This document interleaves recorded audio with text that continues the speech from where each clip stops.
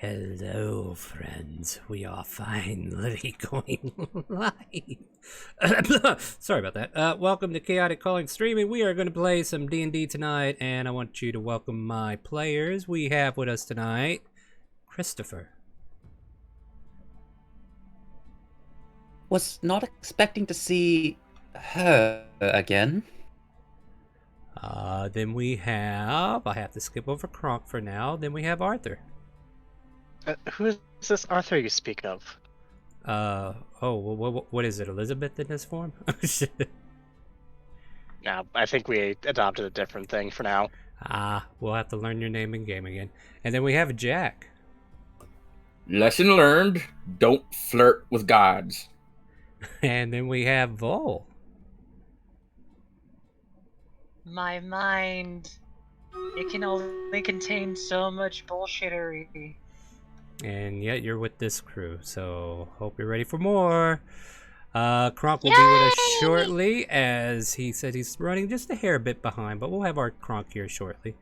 So, list of things that happened last week, and feel free to help me finish the list. We have Ray's revival was a failure, as he was unable to return from the dead.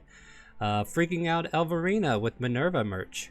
She had bad memories of Minerva, just a bad time. Jack hit on Minerva by summoning her by name. Divine intervention rolled a natural 1, so I couldn't resist, and he nearly died because of this. Vol was broken by Arthur's shape changing. Maybe she's starting to understand what a changeling is. I don't know. Shella finally got to throw Arthur around. That's nice, and Shella knows all. Is there anything else that I might have missed that needs to be on that list that happened last week? I mean, I feel like Jack should be really concerned that he almost died twice in so many weeks, which is more than we can say for Christopher. I mean, you can put that in his face and character. Jack is in a kilt for the rest of the day, and it's not even noon yet. Yeah, it's still that same day where Jack decided to take the punishment of being the first one to go down and wear a kilt. So that was a self-made punishment. I mean, look, every cowboy knows when it's high moon. I mean, noon. What, you want Moose-struck here? Anyway, so as... In reference to the fact that under the kilt, there's a full moon. Oh, I'm sure there is. So, last I'm checking here, we're all gathered around the table trying to figure out what to do from this point on. Is that what we're doing? Like, what do you guys think? Was that where we were at? I think we're at the point where I had grabbed Shella's sending stone, and we were about to contact Leon. That's where we were at. Thank you for reminding me. Yeah, then you guys made me wait. What's up with that? So Jack, you have the sending stone as Shella just kind of like kicks her feet, waiting to see what you're gonna do. Hey, Leon, Jack and the rest, we kind of need to talk. I mean, if you want to talk to Christopher, he's here too. There's a bit of silence for a moment. And then there's a... I'm sorry, did somebody just call on his sending stone? I didn't quite catch that as you hear Leon's voice kind of like... It's like he was flipping around looking for where the sound was coming from, and then he realized something was coming from the stone. He's like, who was that again? What'd you say? I missed it. It's Jack. I'm here with everyone else. Christopher's got his stone at the ready. We need to talk about something. We need to talk about something. Did you find out anything about the location of that woman, or what's it in reference to? Shella seems to be cursed by... I kind of don't want to say her name because the last time I did, she showed up.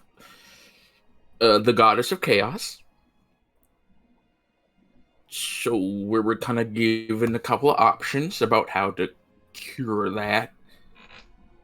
Either we can make a huge trip down to the Southern Isles, go to the temple, and try shit out down there, Or because she has an eye on Pyra, Pyra becomes a loyal follower and joins her little cult. I'm sorry. I can't tell if you're joking with me here or not. I mean, this sounds pretty wild. You're okay. Hold on. Let me see if I got this straight. You talked to the goddess of chaos, and she offered you to go south to do something, or try to talk my wife into becoming a subject of her cult. You know, the last time we dealt with the cult, I got converted and was told to kill everybody in that cult. I don't think I'm ready for that commitment anymore. And I don't think she is either. Well, I mean, we had options going, and I mean, Christopher was there. Christopher, tell him what you saw. Except from what happened in the start, leave that out. It's not important. Oh no, you must tell me about the start.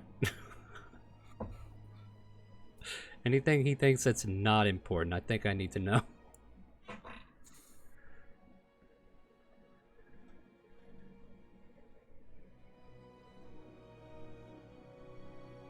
You know, Christopher just kind of looks at, well, it would be Jack Stone, or Shella being held by Jack. You know what I mean? Well, and he just starts turning beet red. Yeah, I'm still listening here. Like, he can't see none of this, he's only hearing you. Christopher, focus.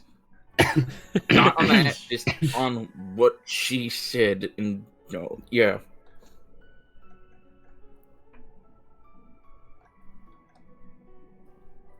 So, well, have you ever actually physically had an encounter with a goddess? He thinks for a moment. No, I don't think I have. Not at all.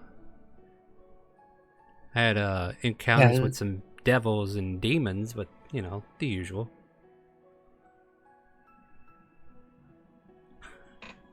Well, skirting around the other issue, That's a Jack good one, boss. literally spoke her name and she appeared. How did he say her name? Like was it a I wish she was here kind of thing, or was it like she's such a nice person kind of thing? Like More the former than the latter. like an invitation, right? Yeah, okay. So, yeah, apparently you got some eyes on you, so that's great. Good luck. Now, look, she sees everything, okay? Did I really say, hey, Minerva, come here? Hey, Minerva, come here, have this conversation. I might as well be saying, hey, Cassia, come for a cuddle, you know. Look, we were discussing the curse. No. Christopher said, let's figure out why Shella's trying to kill Arthur, and I guess Sheila said Minerva's name 3 times, like Minerva, the blah blah blah, and she confirmed it was Sunday? a curse. Sorry, that was me, not Leon.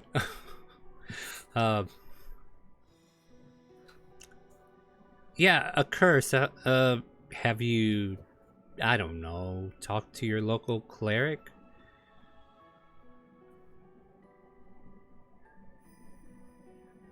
I mean, Christopher would step in. It was made clear regarding this particular situation that we would need to directly address as one of the other options to look for and speak with one of their higher disciples in the Southern Isles, where apparently her following is much more prevalent and strong,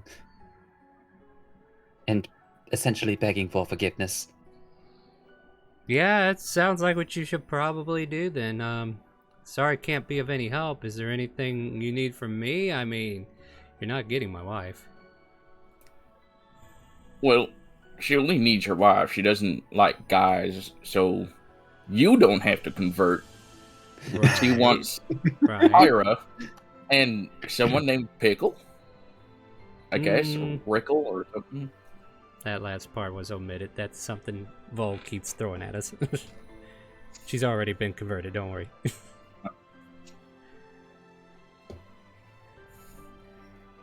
Look, okay, let's just. Do you want me to like ask her to join this conversation? Wait, you're trying to invoke a goddess once more to join in on this conversation right here. Well, You're- she's you're- probably already. Are you- three-way calling. I'm sorry, I really don't feel comfortable talking to a goddess this early in the morning or afternoon, wherever you are. Wherever She's I probably am. listening anyway. Yeah, well, I mean, if she wants to listen, that's fine. Here's the fine print. Pyra's mine. And she's not going to dedicate herself to any cult whatsoever because we have a bad history with cults. You can ask Tiamat about that one. Wait, question Leon, mark. Does Tiamat count as a goddess or anything? I don't think so, right? I don't. Christopher will casually put his finger. Well, essentially, anything that has ascended to the power of godhood essentially is considered a god. Well, I mean, they used to be my patron, and then I kind of had to convert, and you know, stuff happens. So I don't know. Maybe I did have an encounter with a god. I don't know. We'll call them a patron. You know what? You don't even need to know the details. It's fine. Everything's fine. You have a nice day. You take care of yourself. I hope you guys get this all sorted out.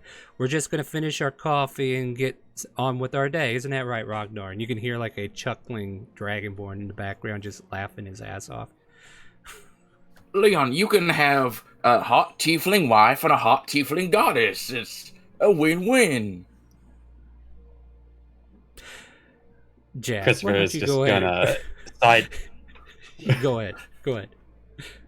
I'll ask for the persuasion. Christopher's check just here in gonna a second. sidestep. Well, what he's about to say is going to be a slight conversation change, so perhaps that should be the result first. Yeah, go ahead and make a persuasion check, as petty as it is. Yeah, okay. 13. On Yeah. the other side. He just kind of like grows silent, like, you know, I should really hang up right now. He just says to the air, like, you can hear his voice kind of distant from the stone. I should just, like, there's nothing I can do for them, right? Just, go ahead, Christopher. Well, regarding, as you eloquently put it, the woman, if it should interest you, unless you've already consulted another with this ability, I would certainly be in a position to scry her at some point. Well, you know, okay. There's two women in question, if I recall correctly. The one that we're looking for, which is Pyra's mother, and then there's your mother, or your ex-mother. So... But do we that is think sort of either- an either-or situation. Yes, but the problem is, I don't think either of them will be able to be scryable unless we plan to go to hell.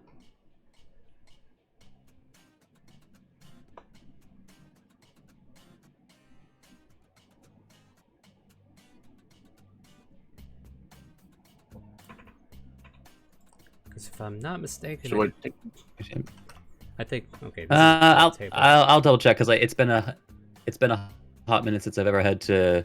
Yeah. Okay, yes, same plane of existence, but Yeah. So I wasn't imagining that. That's why I kind of like threw that in there. Yeah, unless we well, plan we on also making a trip. can't necessarily well, unless we. On the other hand, though, we can't necessarily confirm they have remained in hell this entire time. You know, that is true. We could take crack shots and see if we can't find out anything. Look, And they should be fairly easy considering, well, there's an entire house dedicated to my mother's belongings. Excuse me, Lillian's belongings. right. As well as, I don't want to assume, but I assume that that Pyra still has a keepsake of her mother's. Oh, yes. I mean, we still have access to everything in her mom's house. I mean, finding a keepsake shouldn't be a problem. As far as my mother, really, you just have to find one hairbrush. Yeah. Look. Take implications there however you want. Yeah. She's like, oh, I'm sure we can find a keepsake. That's not a problem. And we've also have like other connections with people with the talents described. I'm happy to hear that you got the talent too. Like that's definitely 2 points of views that we can aim at. Aim from 2 different points of views and whatnot. If it interests you, and I don't know if our adventure is ever going to take us there, but I do have with me a druid who can plane shift if necessary. I mean, I have that contact, I should say. But I feel like we're both still researching, so maybe this is a conversation we should have a little later on. But yes, of course, we as well have a few other bits of business to take care of. Just kind of like, obviously Leon can't see it, but he's kind of like looking in Arthur's direction, notably, and in Jack's direction. Yeah, about that goddess thing though, good luck with that. I've heard some stories that the Arcana had a run-in with her not too long ago. Apparently they kidnapped Spencer, held him prisoner until the mages got together and plane shifted over and tried to free him. That was an interesting story. Just figured I'd share that with you real quick.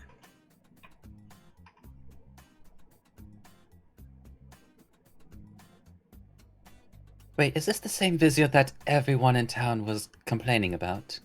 What? Fizzer? No, not that kobold. No, Spencer. Sorry. Oh, Spencer. okay. I. No, it's perfect. We'll just say like there was a buzzing noise in the background. Yeah. Probably was Fizzer in the background. Hey, what are you talking about? Not you. No, Spencer, the headmaster.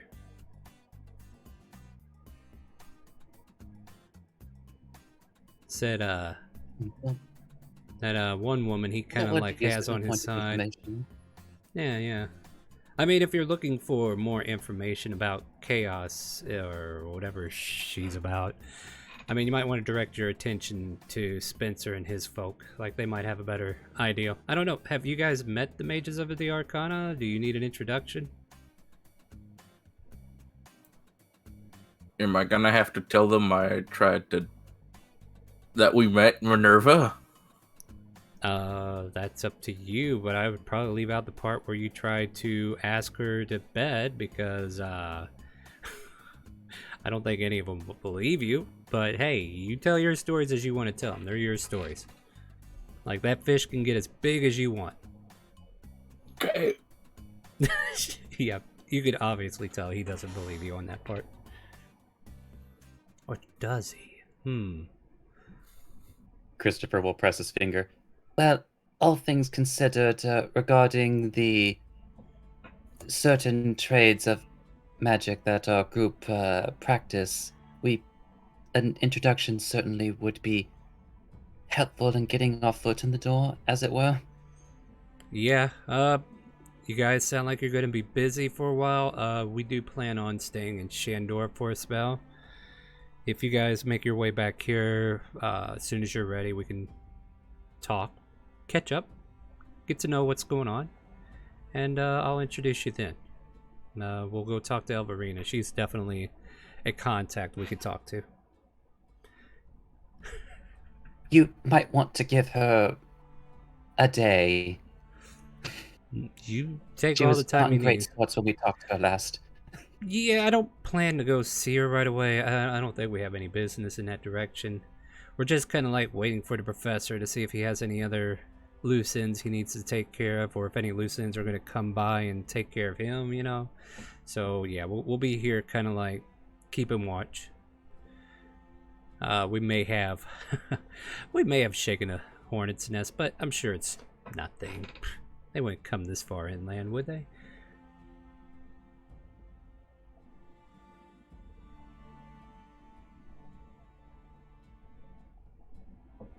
But then sounds like we do indeed have our own problems to solve, so we'll let you get to that, I suppose. Yeah, not a problem. Good luck with that. And he kind of like click puts the stone away or something. Like you can hear it shuffling away.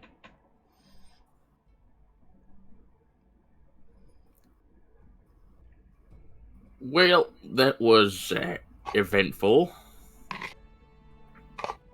Mm-hmm.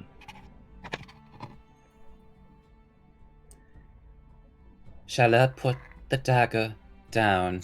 But I just bought it recently, and I just wanted to see what it looked like in Arthur's skull. Wait, did I say that?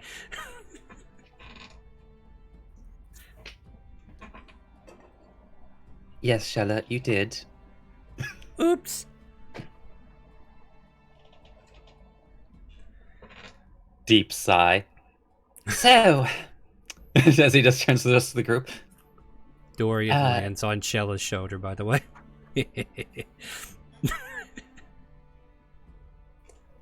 That's the worst combination ever. what is our business for the rest of the day?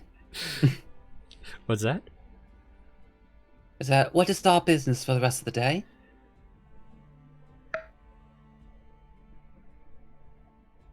I assume that we're done since we don't have to do the delivery now.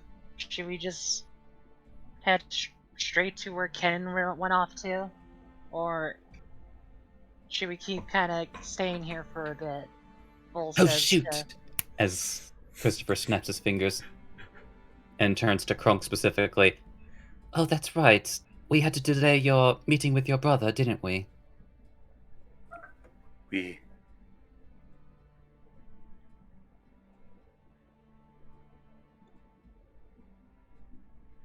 I Sorry, didn't Kronk, realize, he was- Kronk, that you knew French. We.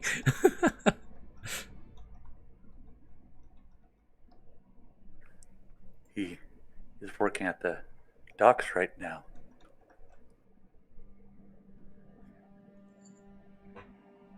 You know what? We could go to the docks, and then I could drown Arthur. I mean, we could go down there and see if he's okay.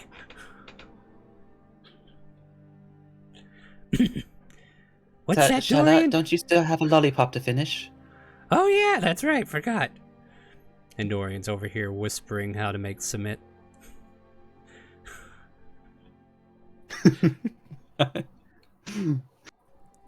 Christopher, before Perhaps, go ahead, Kronk. perhaps after we help Arthur with his thing, we can go see my aunt before she passes away.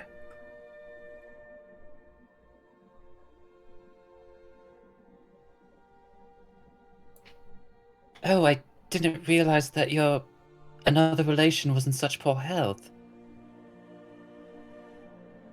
Shelton was saying she is not well. She may be old or just sick. I do not know.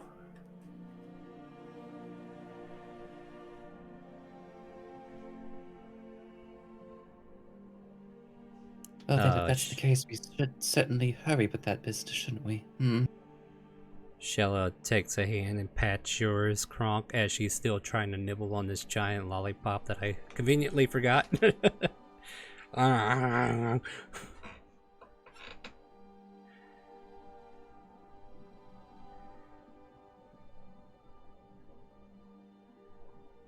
So, my friends, what would you all like to do? There's a lot of strings on the table, a lot of things we can look at, but it's up to you in the end where you want to go, what you want to do.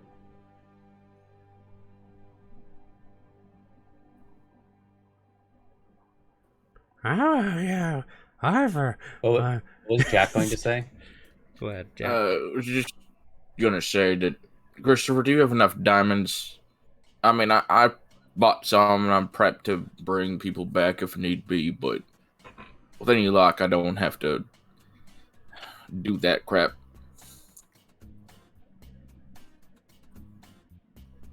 As Christopher gleans into his diamond inventory, I should still have.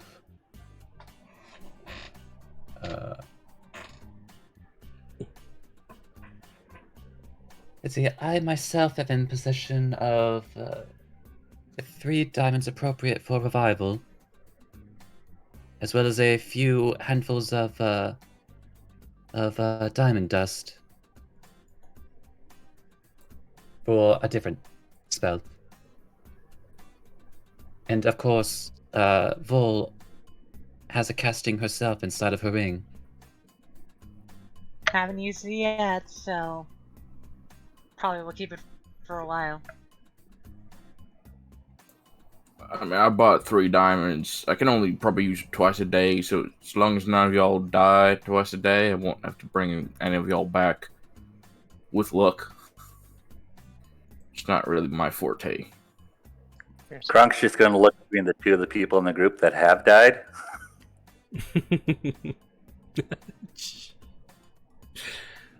And Christopher just glances toward the one responsible for his death.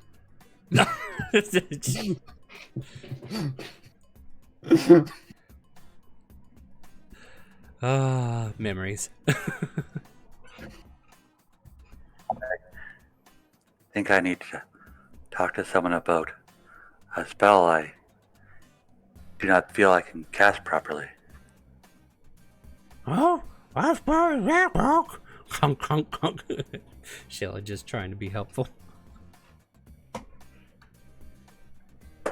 Krunk's just going to look at her and just nod, not knowing what the heck she said. Yeah, she's just trying to nibble on his giant lollipop still. That's fair. I mean, look, we took her to the candy shop and we let her lick the lollipop. Indeed, indeed. Just gonna... Just in case.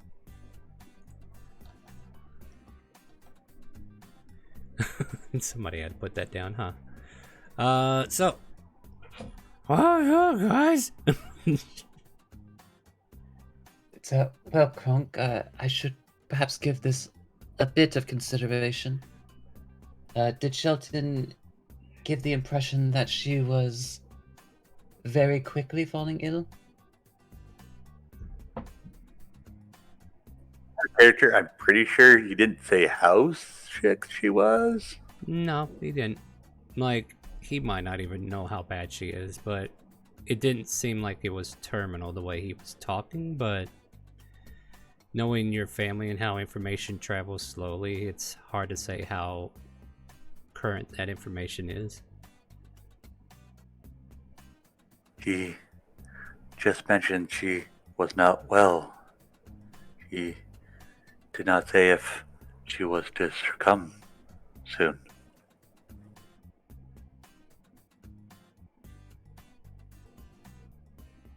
So, well, with any luck, Just like trying to give some consideration. our business tracking down Kennen and ideally the other individual of Arthur's interest should only take a few extra days, and then I should assume that the Southern Isles is, in terms of transportation, quite a long journey.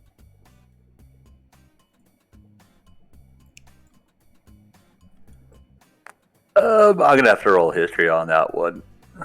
Yeah, it's been. Or would Kronk just know?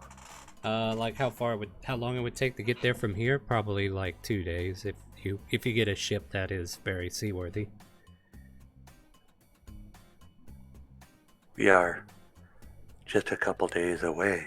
It would not be too long.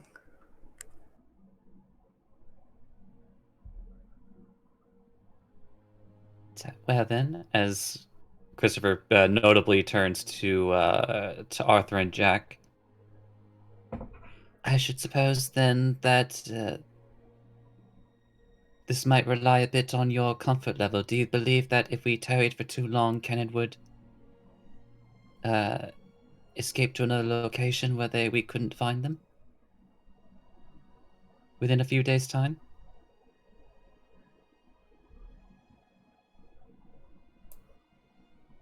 Hard to say.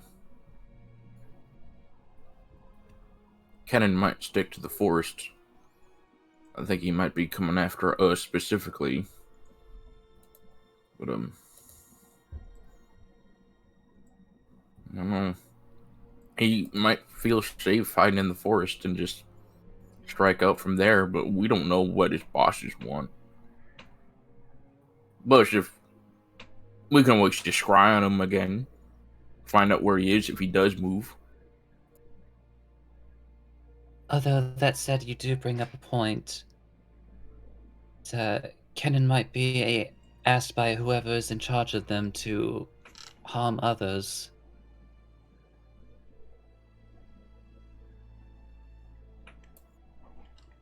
Kennen doesn't really need anyone to tell him to harm others. Kennen will hurt people regardless. But his superiors might want him to hurt people or steal specific stuff.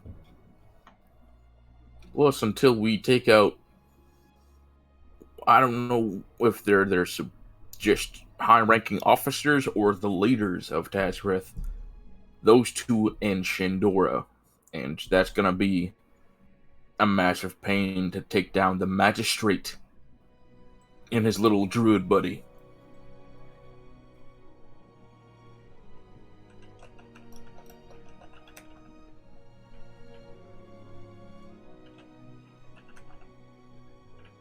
And what of you, Arthur?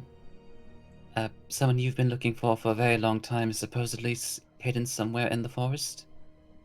Yes. Or at least was last seen there? No, I was going to attempt some sort of confirmation of this, but to help, that's not working. As they kind of just glance around real quick. I'm not so worried as running away as it's like giving army and time to entrench their position even more. The longer you wait, the harder it becomes to dig them out.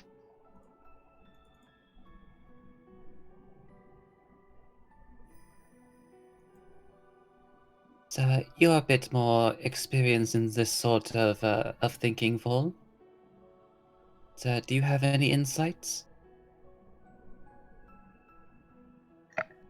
Not really in this region too much. Like, if we were in Timor, like, there was a spot similar to where we're heading, but the only thing I could think of is, do we know who else is in the forest? Like, is it just creatures? Certain animals? Is there a city that we should be worried about? Because, from my experience, there might be some people that don't like people coming into the forest, like certain elves that I met. Very protective people.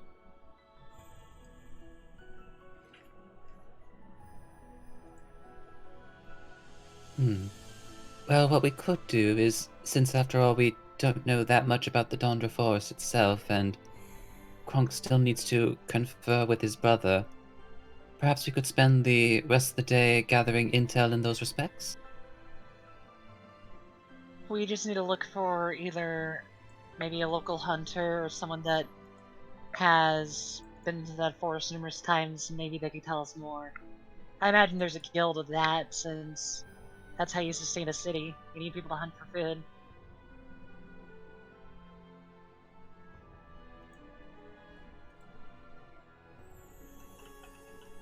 So, any other suggestions or counters to this idea?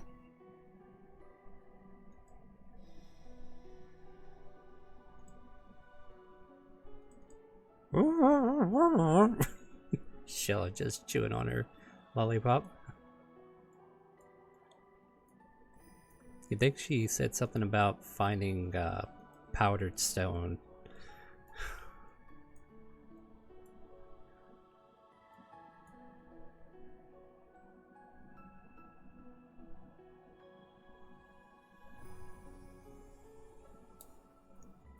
Well, Alright. Yeah, go ahead. whatever we do, we should probably prepare, I don't know, at some point before we go there for any items that may help us there. Potions, got enough diamonds to bring back the whole damn party. I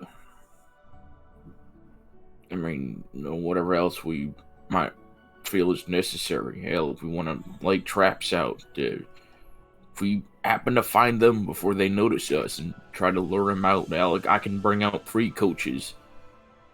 But I would be not necessarily just concerned about the wildlife, but maybe also other inhabitants of the forest, perhaps other humanoids, related or otherwise to who we're looking for.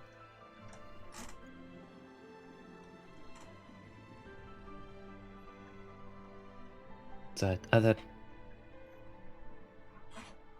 like for example, some druid circles live in forests, and even entire societies that prefer to recluse themselves. We lived in the swamp. So yes, precisely. I think so long as we don't fight in encampments, or if we happen to cross any of these settlements or people, we try to see if they've seen or heard any of Kennen or Arthur's targets, and, well, make sure we're gonna have a fight within those encampments.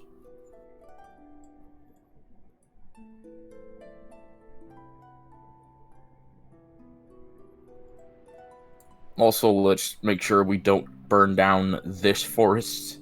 I'm just gonna glance over at Vol and Shella. Alright. Okay, Jack, that was one time I thought the wind could put it out. I learned that very quickly. It does not work. It did not work. It did not work. It surely did not work.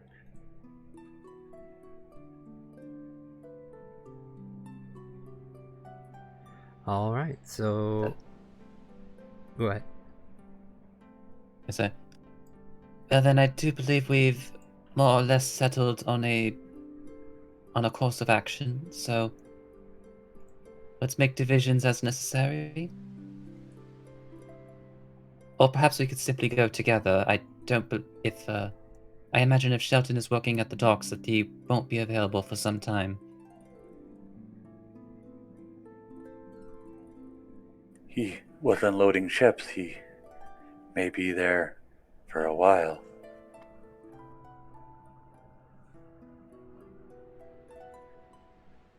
So then very well then we'll go together to encounter some sort of a local hunters guild or other source. I also need to find a magic shop, perhaps. Oh, well then Vol and Jack should know where that is. I do believe both of you visited it. For possibly a short bit. Corlia kind of like just pointing to Arthur. It's like, that's where I met them. Kind of close by, around that area. Shouldn't take us too long.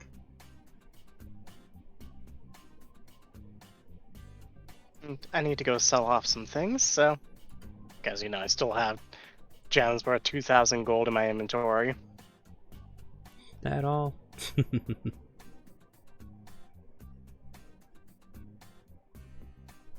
Yeah. Which we're trying our best not to think too hard about.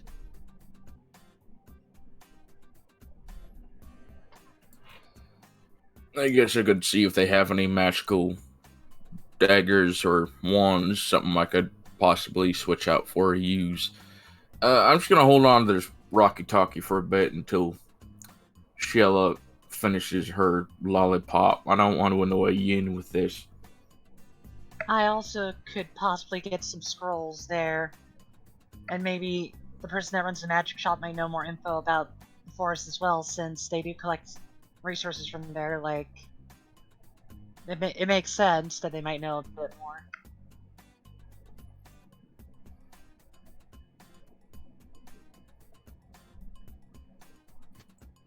All right. So what I'm hearing is we're heading to the magic shop?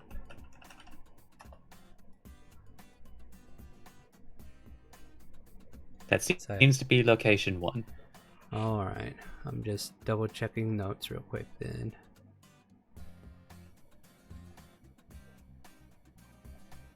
Okay. Oh, that's interesting. Okay.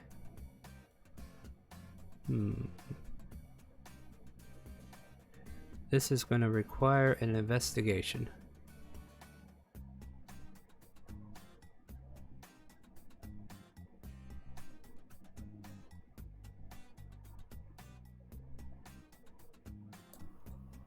So, who would like to make it?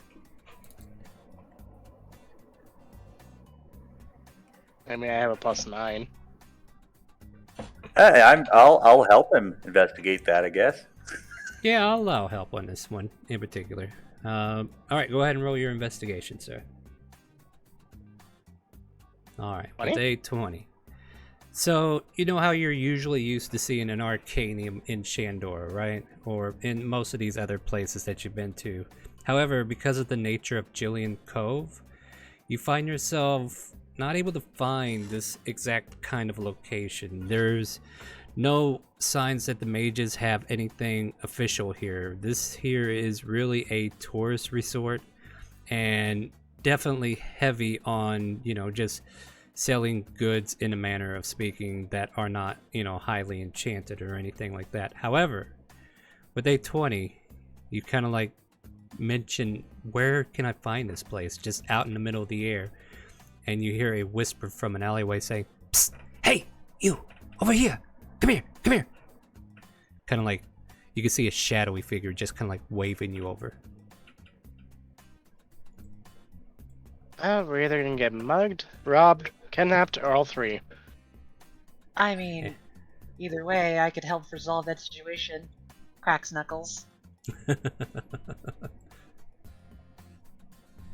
So what would you like to do? There, in his current state, will just roll his eyes and just start walking forward. I've got enough weapons. So going Into into the the alley abyss. or away? Into the alleyway. Into the alleyway. Alright, so that means I do need to find him real quick. So let me get him pulled up real quick. And everybody's following, I take it? Yeah. Ah, good. Yeah, obviously. Let's do it. Yes, yes. Yes, yes, come this way. And as you find yourself in a dark alleyway, this dark figure dressed in black cloaks, the only thing you can clearly see that is evident is like a small light that's kind of like shining on his face. And you can see like a smile from ear to ear as this smiling figure says, "So, I've heard you're looking for magical weapons and such, or maybe magical items. Perhaps you have stuff to sell. How may I be of service?" And he does like a little slight bow.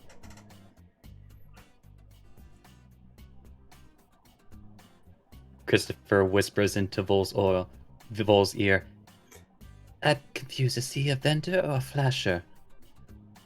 Sorry, I'm just laughing, going like, "What's that?" It's like, "What are you whispering in? What is that?" But Vol will respond being like, "I don't know. Do you think it might be someone trustworthy enough? They might be..." I am very It's- trustworthy, I'll have you know, my lady. And by all means, I am both. I flash my cape open, and you can see before you, I have nothing inside, except for this I lovely just figured he breastplate does that I'm that. wearing. When your Yeah, heel this- just, rips off his cloak, I just cover Christopher's eyes. He actually reaches into a pocket though, and you see him pull out this little tiny trunk. And he says, within this beautiful trunk that you see before you are many weapons and assortment of items and magical goodies that you won't find anywhere here in Jillian Cove. But, because I heard your cries, because I heard your need, I'm here to serve. How may I help you? Oh, perhaps you're not convinced just yet. But that depends. Can I be of service? Well, let me ask this question because I do know that we need to buy resources, but I also wouldn't mind being able to buy info. Do you know anything about Dondra Forest? Well, kind of just says pretty.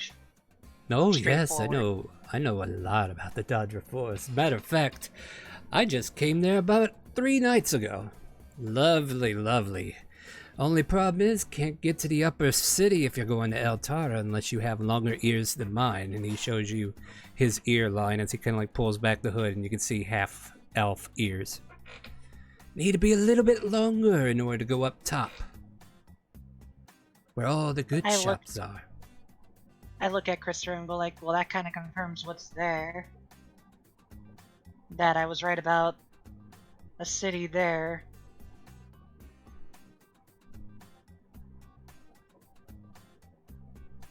Kind of like leans against the wall and just kind of like lets you all convene, though he's got sharp eyes and ears on all of you as you're kind of like talking, so he's definitely like listening for key words from you guys to see if he's going to interact with you. So as this smiling gentleman continues to take up residency in this alleyway, what would you like to do?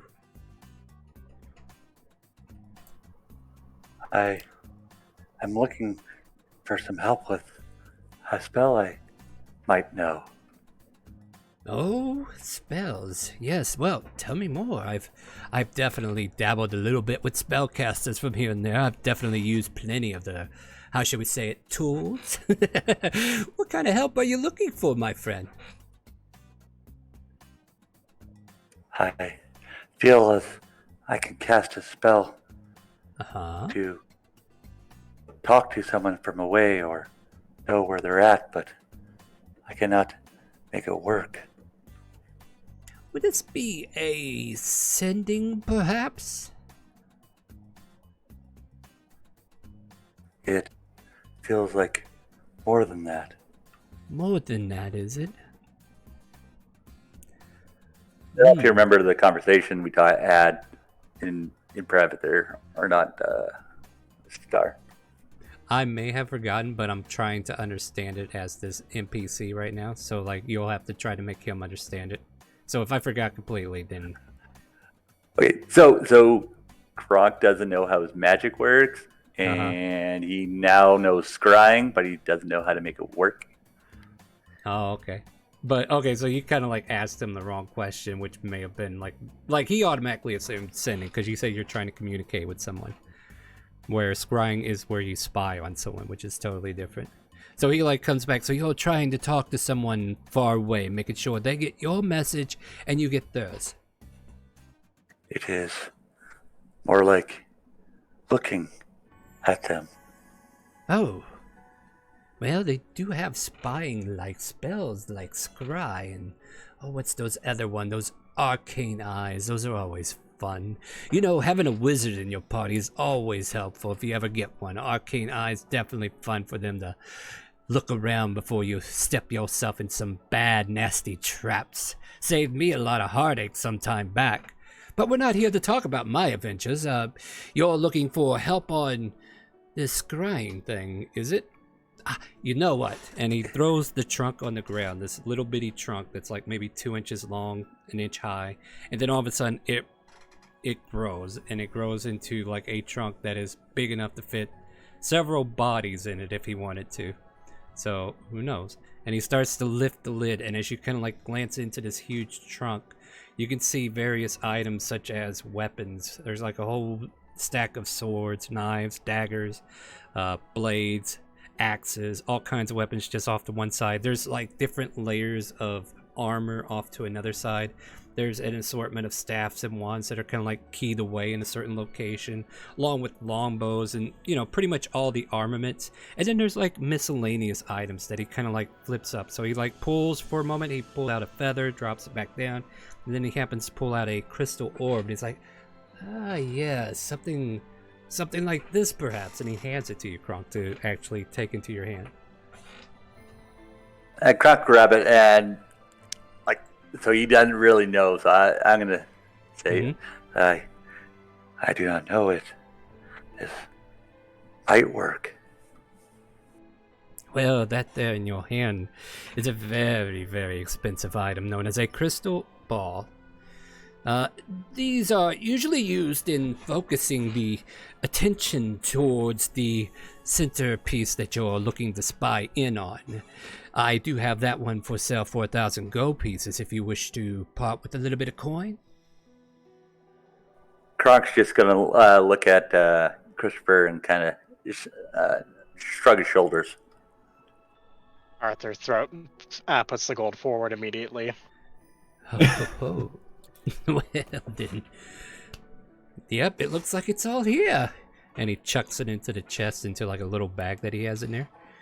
Well then, my friend, that is yours to keep, and you can try to apply that to your ability. This ability that you have, might I add. Now, I'm not saying I am an expert at all, but when I see these wizards, yeah, that's what we call them, wizards or whatnot, they would sit and focus for like up to 10 minutes and then use the doodads or doohickeys or spell casting to create the illusion of seeing somebody, and apparently they see them because all the information I usually get that are successful definitely helps me in my endeavors. You know, maybe you could do me a favor later on. Kind of smiles even brighter, like a little bit broader, as you kind of like see his lips go near to the ear. Well, that might be able to help with that at another time. Indeed. And Kronk's gonna just look at Arthur and smile at him. Okay. Yeah, Arthur Oh, paid right up. now. Well then. Go ahead.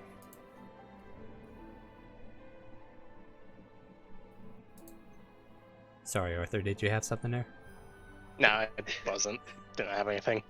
Okay, so yeah, he kind of like glances at the rest of you. He's like, well, I do have several other assortments of goodies I can share with you if you're interested. If not, I mean, you've already made a lovely purchase, and I am very pleased with the profits for today. So, unless there's any... Yes. Sorry My for dear. interrupting on your little monologue, but No, it's meant to be interrupted. I have a couple things. One that I want to use to help my group, and one that is kind of more for personal things I've been looking for, but had no luck finding. Well, then, if you're looking for a finder of keepers, you've met your man. How may I assist you in your locating of certain objects? What are you looking for, milady? First, let me talk. Do you have any magical scrolls? Ooh, do I have scrolls? Is there something specific you're looking for? I had a good result from another scroll that I burned a while ago. There's 3 I have in mind. Do you have... Oh, cool! Someone got a new item. Yeah. Basically, Those are do for you have Arthur. a scroll? I just need 3 scrolls, but if you can. One is the Scroll of Dark Vision, if you have that. Maybe this is a hard scroll to get since I know this is popular, Misty Step, based off of me talking to Alvarina. Yes, Misty Step seems to be one of those troublesome spells to get a hold of just because everybody burns it up quite quickly, you know? But yeah, I might be able to. And he's starting to dig, and he's like, and what's the third one, dear? I was hoping, since I would love to make it sure that none of us fall, do you have a Scroll of Featherfall? Alright, let me take a look into my lovely inventory. We do have a lot of interesting goods here, so let me see what we have. Let me see if I can remember also. These are... Okay, that's the first level, so that's 100. And if I recall, second level goes to 200 gold, or am I remembering that wrong? I remember for Sunday, it was 300. I have it 300, down okay. for Yeah, yeah. like, thank you. Like, I knew it was a... Well, yeah, okay, that makes sense. 300 for that. So, yeah, he kind of like... and you know what? You can try to persuade him, too, if you want. If you need a deal on these. And he kind of like... I will roll... I mean, I'll roll persuasion just for, like, to gauge him a bit more. So think of it as like I'm trying to bargain, but more importantly, I'm trying to get friendly with someone to kind of read them a bit more to see if they're trustworthy. You know, you have to dig a bit to figure out someone. So yeah, this is kind of like what's going on here. Yeah, he seems to be buried into the chest and unable to pay attention to your sudden wiles. And he pops up. He says, "I do have 2 misty steps, a single dark vision, and a single feather fall." I will buy them all if you're willing to part with them. All right, so the second levels are 300. So a feather fall is 100, I believe. That's 1,000 gold there. So there you go. Okay. And he offers those up to you. He's like, "Well then, this has been a very beautiful day for me. I appreciate your patronage. Now, how may I further lighten your pockets, as it were?" I've been looking for this weapon for a while, but like I said, it's not very common to have. Do you have something that I was told it's called a corpse slayer? Say that again. It's undead slaying blade. It's called a corpse slayer. Okay, that was just me, the DM, asking, just to make sure I can look it up properly. Okay. Yeah, this looks like it is Explorer's Guide to Wildmount, so this is one of Mercer's, huh?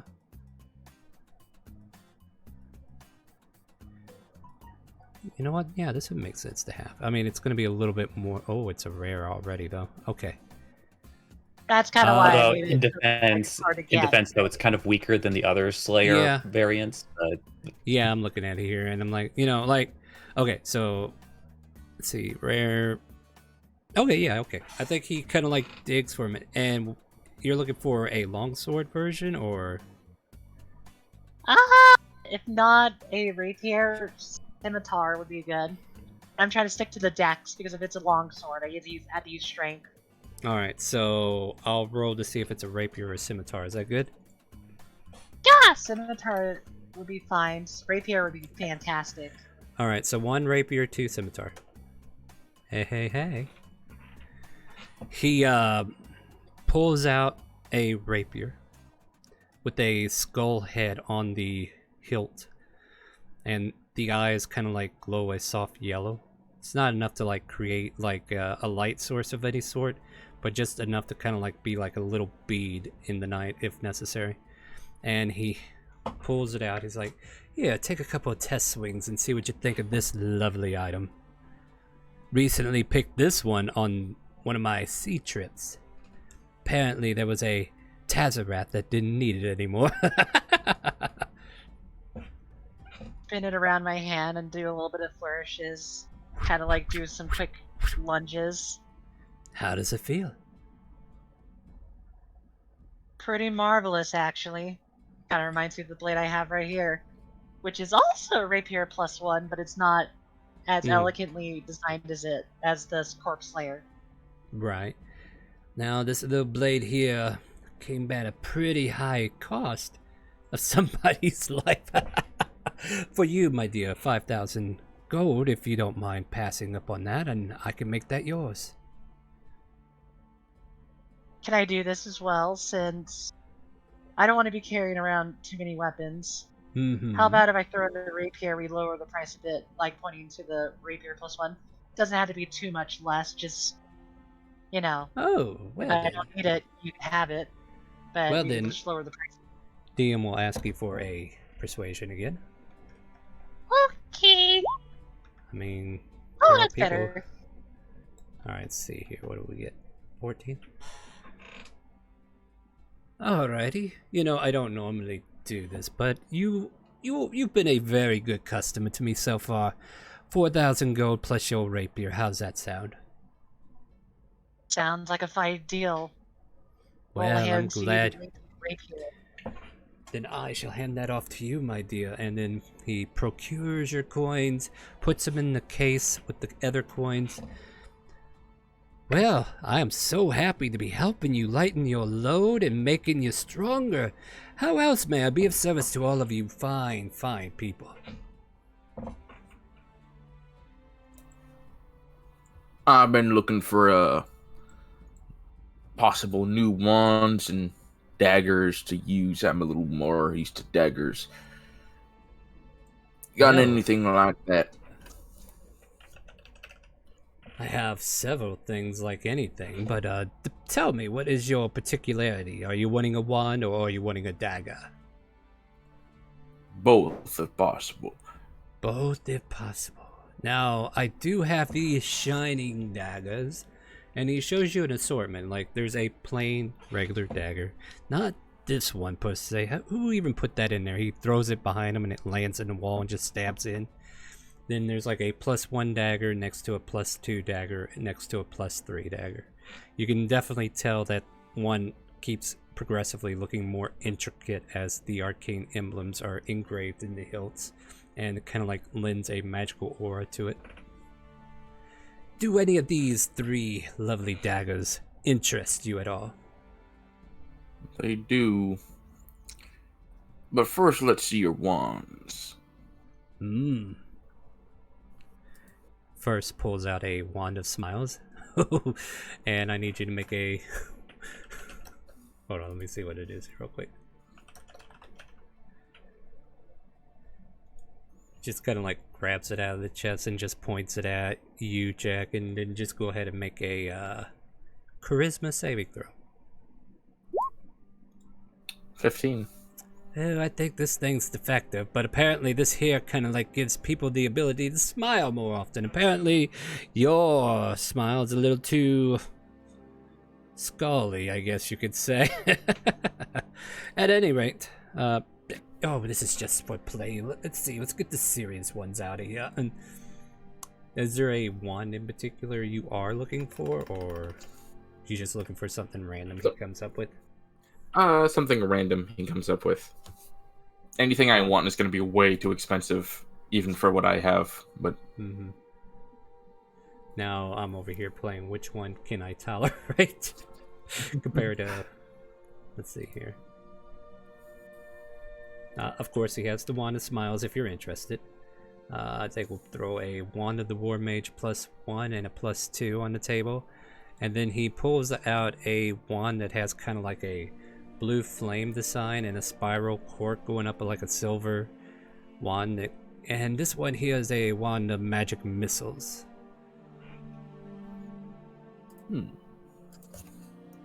But this one here will give you a little bit more spell attack if you need it. A wand of the War Mage, a +1 variant, as they like to say.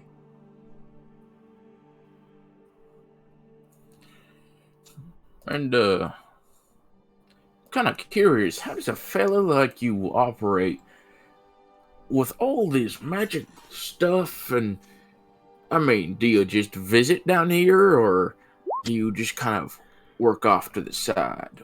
What's your game at? Oh, I am so glad you asked. You see, I am a man of entrepreneurship.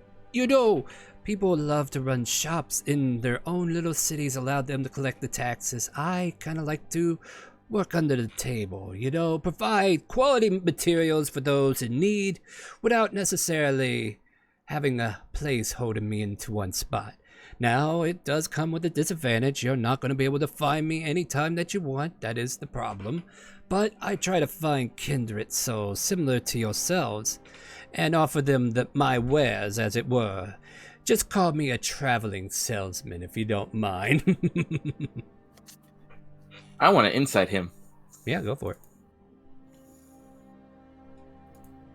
I'm gonna flash of genius that to make it a 20. Sure, go for it. I mean, sure, go for it.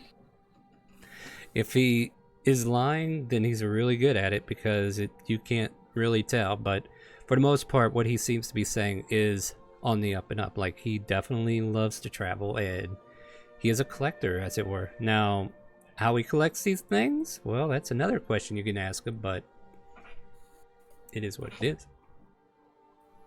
So do you work alone, or do you work for a company, or a guild, so to say? I work in this capacity alone. Now, if you're asking me if there are other means to influence my business, I do work with more than one person. I travel to many continents. As a matter of fact, I've recently came back from Citadel Kingdom on a boat cruise with my dear Captain Barlow.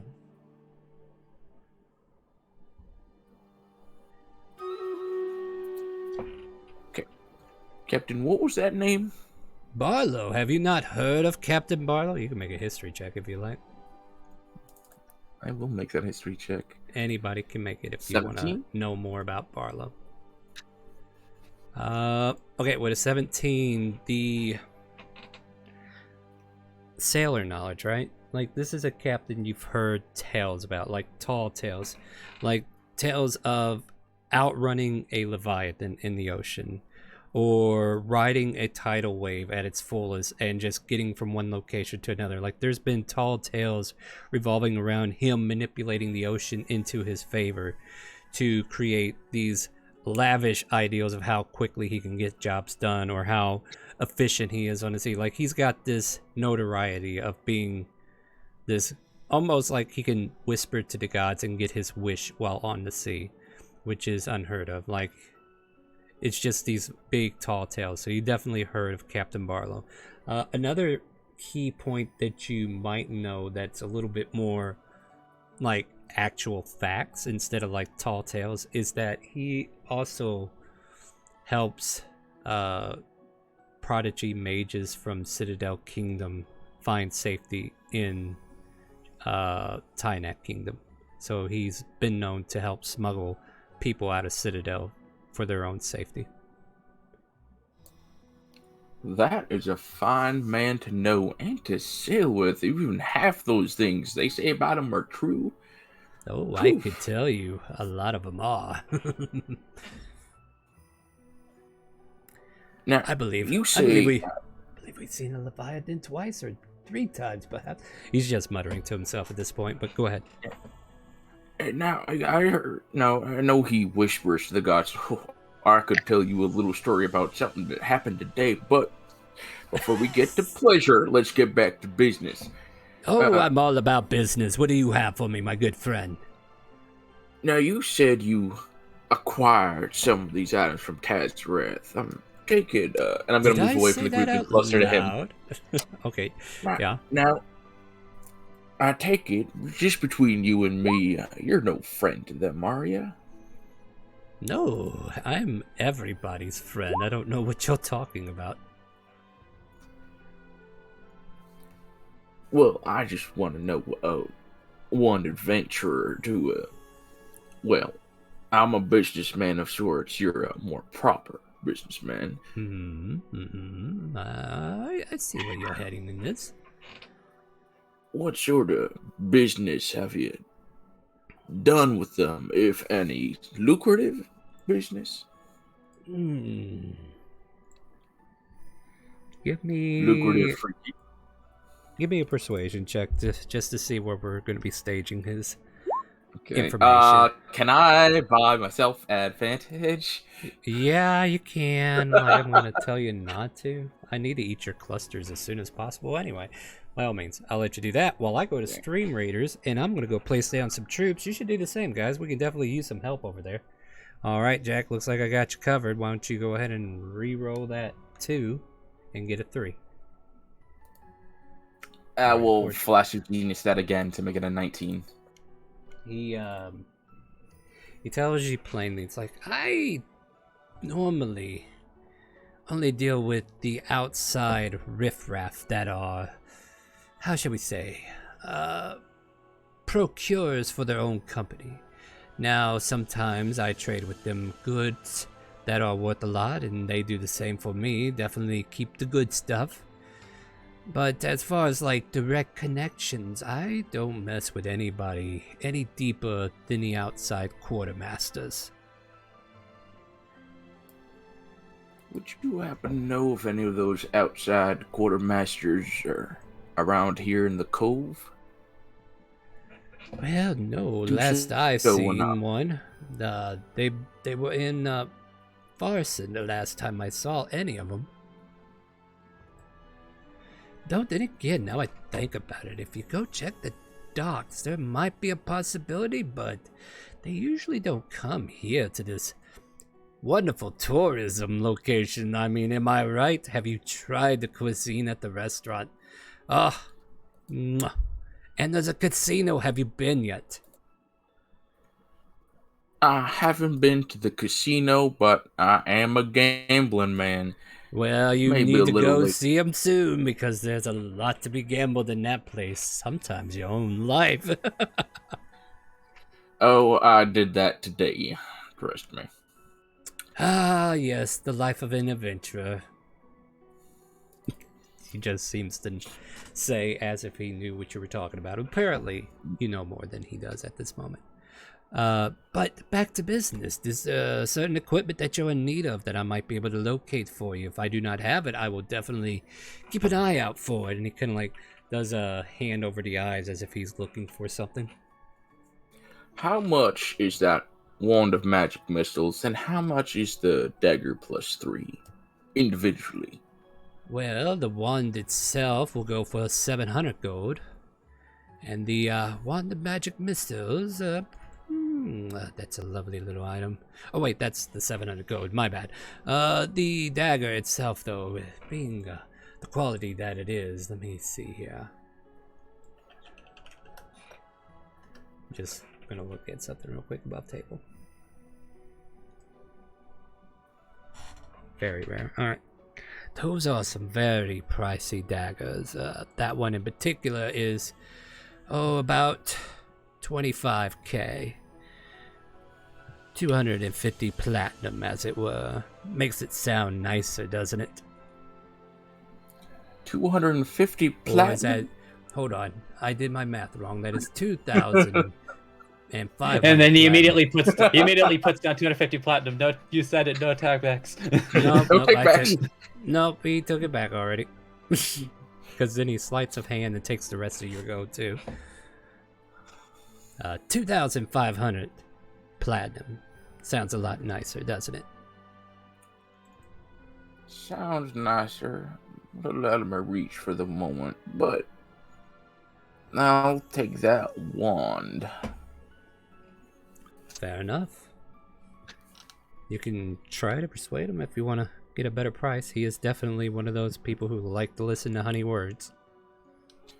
You know, how about we try to lower the price of the dagger +3? I will give you a rapier +1. I have no real need of it, and I've been frankly trying to get rid of it. Plus, here's a fun story you can tell others. Hell, you can even say it was about Captain Barlow himself. You might maybe piss off a god, but it's well worth the risk. See, today, I might have said Minerva's name out loud, and then sort of invited her to show up. And me getting my stories mixed up about gods and what they like to do with mortals, I might have tried to bed her. And in response, she almost killed me. But good thing to know is Minerva doesn't like guys, so all the ladies, if they want to have a little divine intervention, they know who they can go to. I don't see how this story benefits me at all, but the DM will allow you to roll persuasion at advantage. Also, as perhaps another small thing to help reduce the price, Dorian, would you mind fetching the axe from my bag? Huh? Well, oh, yeah, that thing. Reaches into the bag, or disappears into it for a while, and then plops back out. This one? Yes, of course. He'll turn to the man. This axe used to belong to apparently a now retired female warrior. It's apparently very well known, but we don't have personally no use for it, so we could also throw this into the stock as well. And what axe is this again? Just to remind me, the Berserker axe. Berserker axe. Okay, yeah, I was looking through the inventory trying to remember. All right. Yeah, let me go look at the price tag for that thing. That might actually do a wonder for Jack.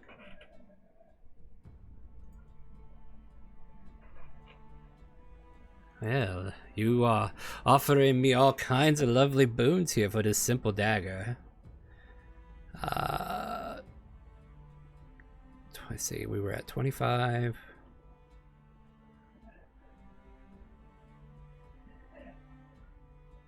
$15K, and I'll throw the wand of magic missiles in for free. With the obvious trade, of course.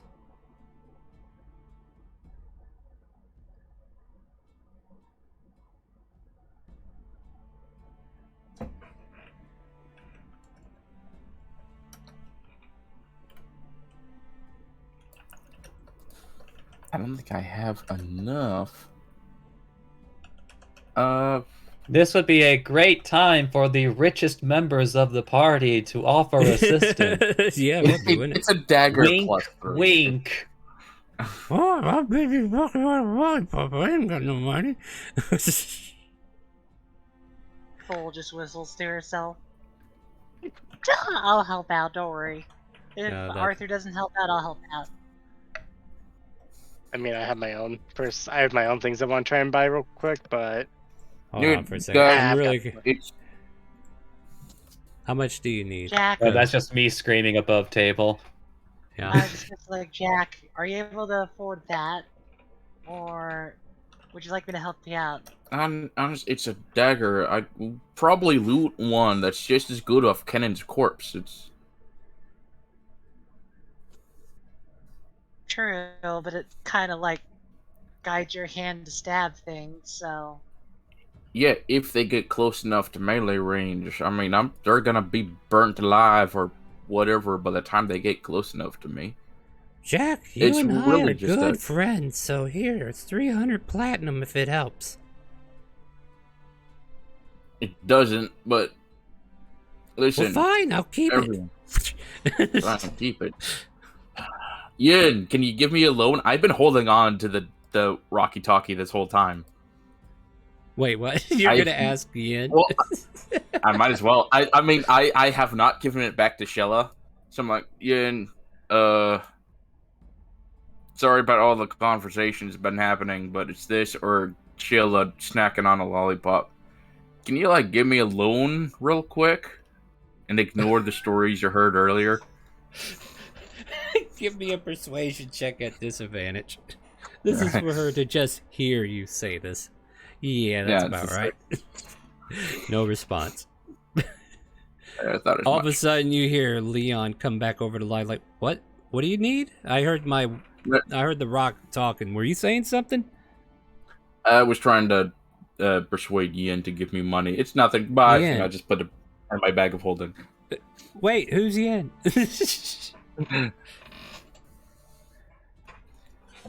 Oh, how much is the dagger plus 2? Oh, that thing there. Let's see here. That would require me to go through my books as the DM double checks the value on it himself because you know they are considered rare. So that one would probably cost 2,500. 500. That's 2,500 with the toss in with the rapier and the axe. Bring it down to 1,500 gold, like 1,500 gold. But you'll still have to So, buy the wand separate. Okay, so that's 150, 1,500 gold. Yeah, well, I mean that would be with the wand. There'll be 220 platinum. If I got my math right. 15 plus 7 is 2200. 2200 gold. Yep. Yep. All right. Yeah, I'll just take the dagger +2 and the wand. Here's Fair 220 platinum. There you go, And the then, my rapier and the friend. axe. Alright, so you guys can remove the rapier and the axes from your inventories. And then you made the exchange of money. He hands you over the dagger +2 and the wand of magic missiles. And he kind of says to you now, not that I would go through the trouble because, you know, I have money. But I do hear people get really lucky at the Golden Lobster. You should definitely check it out, especially if you know Yin. Does she own the place? Oh, no, she doesn't. Yet. I mean, if her mom dies, then I guess she would be the first in line. No, she has a mother there. She runs the place. Very lovely woman named Shang. Really? Very lovely Yin lady. Mother is there. Mm-hmm. Oh, but I probably should warn you, if you had trouble with Yin, you'll have 10 times the trouble with Shangju. Oh, she Man, is... never mind. Guys, is we a- are not going to the casino. She is a firecracker to be heard. But don't take my word for it. By all means, feel free to find out for yourself.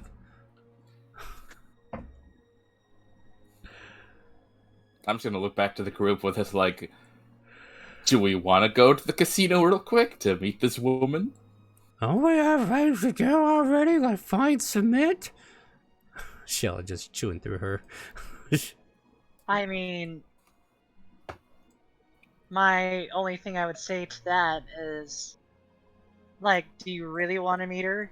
Are you really having issues with money? Like, I'm willing to help you out, Jack, if you need help. No. It's fine and dandy. Just kind of curious. Let's go to a loan shark. We haven't done that yet, have we? Although just as well, maybe not necessarily for myself, but maybe just for the group as a whole, are you perhaps in possession of something called a Rod of Alertness? Alertness. Not a lot of people ask to be alert, but let me take a look, see what I have in this lovely pile. Ooh, very rare, huh? Okay. Yeah, and I think just true to the word, like a lot of people don't look for something to be alertful about. So I'll roll a severity on it. Okay. He kind of like digs through and he kind of like looks disappointed as he lifts his head up and is like, doesn't seem that I have anything of that nature, though I am inquisitively interested in finding said item. So, if you'd like, I'll keep an eye for it, and if I find you again, I'll let you know if I found it.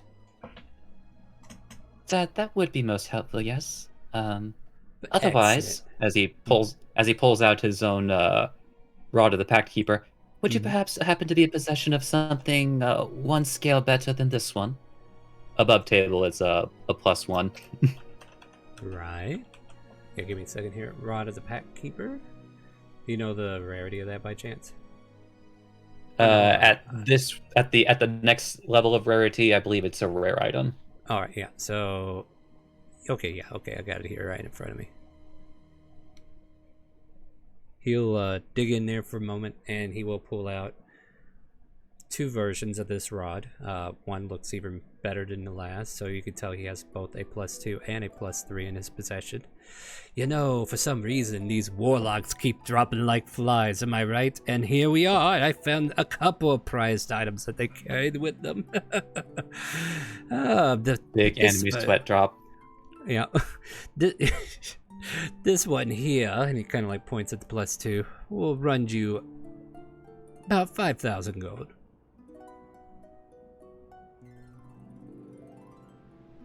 But you know what? You've been such a good customer to me. Why don't you go ahead and roll persuasion above table, and I'll see how good he wants to be. Doop dee doop dee doop da doo. This persuasion check has been sponsored by StreamRaiders. Oh, go ahead and give a re-roll just because a 2 on the die is really sad. I was sitting here wondering, It makes me sad on the inside, not As it necessarily. right? Like, yeah, it's like I definitely expected a good roll from you, but this is like one of the worst ones that I could possibly see. It's like, oh, well, apparently we're not. Yeah, that it's just like far into this. again, it just made me sad on the inside. Right. All right. Yeah, go for it. I got you. Let's try that. Oh. I guess we're gonna take the 11, huh? It got sadder. Yeah. Okay, so he tells you 5,000 up front, but still there was a little bit of consideration. So he's like, I can let it go for 4,500 if you like. Above table, is that including the exchange for the original rod? That'll Since make it obviously 4 he doesn't need 2. Yeah, I forgot about that. So he'll make it 4 straight if you do that on the trade. All those nat 20s from yesterday. That's what I'm getting. I'm getting the revenge. Thank you, Roll20. You are a just god, apparently. So yeah. How much did you say again? 4K. My bad. 4K for the trade included. Okay, Christopher will make that exchange. All right. Well, you've all fattened my wallet, and I've loosened yours. Is there any other services I could be of to any of you lovely people? I thought you were about to say like ugly fucks. Like what? Yeah, well, I was about to be like, what? I was trying to smile while saying it, and it kind of came out a little slurred, so my bad. You know, smiling's not my favorite forte over here. But you know, this half elf that's been before you this entire time, his face has been in a perpetual smile. Never has it frowned one bit, unless he was purposely mocking, but he always flips it back up to a smile. I have something real quick. Well, I have plenty of things as well. What do you have? He is going to pull out the his +2 rapier, the +2 longbow, and just draw the mundane dagger. I'm looking for any sort of upgrades to these. Can you afford the upgrades? That's the question. Actually, do you accept gems? Oh, you bastard. Yes, I do, actually. I love gems. They are definitely easier to carry sometimes than heavy gold and platinum. Let's see what we can deal here. So you have a +2 rapier. You're looking for maybe a +3 then? Looking for a +3 rapier, and if he has the +3 longbow, maybe tempt fate a little bit. Otherwise, I'll just take the +1 dagger from earlier. Well, I did roll 2 high numbers for severity on that, and it looks like we're good to have both of those. Now the price tag is a little bit up there. They are worth 50,000 gold each. Oh Jesus. Okay, that's a little bit more than I'm expecting. I'll probably just take the rapier then. I'm gonna check my little cheat sheet real quick, make sure I'm all right on that. Oh yeah, I'm right. I mean, if you have some very valuable gems and you're looking to get rid of them, you might as well at least get one of them, right? Right. Well, I suppose if I'm buying that rapier, he is going to drop the +2, 3 +1s that he's been carrying around. 3 +1s? Okay. Yeah. Hold on, I better get a calculator out for this. Alright, so you're selling 3 +1 what, daggers or something, or? +1 rapiers. Okay, wow, okay. So, alright. And +2 rapier. +2 rapier, let's see here. I'll add another 1,500 to that. Okay. Anything else you're selling?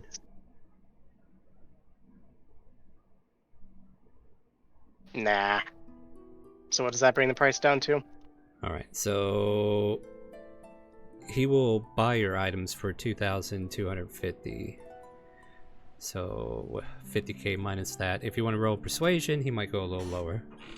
So go ahead and roll persuasion if you want, as you're kind of like bartering with him at this point.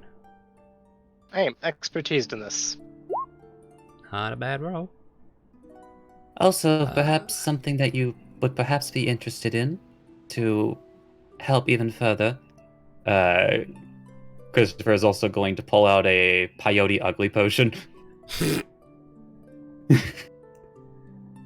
I think some of your customers might be interested in the effects of this one. I've seen this around in places. Believe it's a commodity in Dragon Spine, if I'm not mistaken. Yes, but I imagine in other places it's much rarer. And you You'll- could tempt others to pay a premium price for that rarity. Give me a persuasion for yourself to see if he'll buy that. Let's see you score Come another on, 10. roll 20. Stop. 12. No, I no. am buying him advantage. If you do that, he's gonna roll a 1. Are you sure about that? By all means. That feel is free a to- 2, then a 1, and then a 3. I know. I'm buying Remember him all those- advantage. Disgusting. So That was is so yesterday. disgusting. So was yesterday. All those natural Alright. 20s, one after the other. I After rolled. The other. To be clear, I rolled 0 natural 20s. Yeah, This but you're all this guilty karma is by going to the wrong you're- player. Yeah, you're guilty by association. So, all right, I got it. 19. All right. He'll drop the price down with the vial included to 38k. So 38,000, and you can get the rapier plus 3.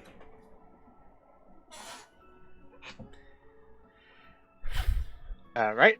And let me quickly... I might just be able to pay that all up in gems. Do keep in mind Give me that 1 second. there is going to be like a little bit of loss on the value on the gems, but yeah. Like he's not going to pay you full price for what the shopkeepers would sell it for, if you know what I mean.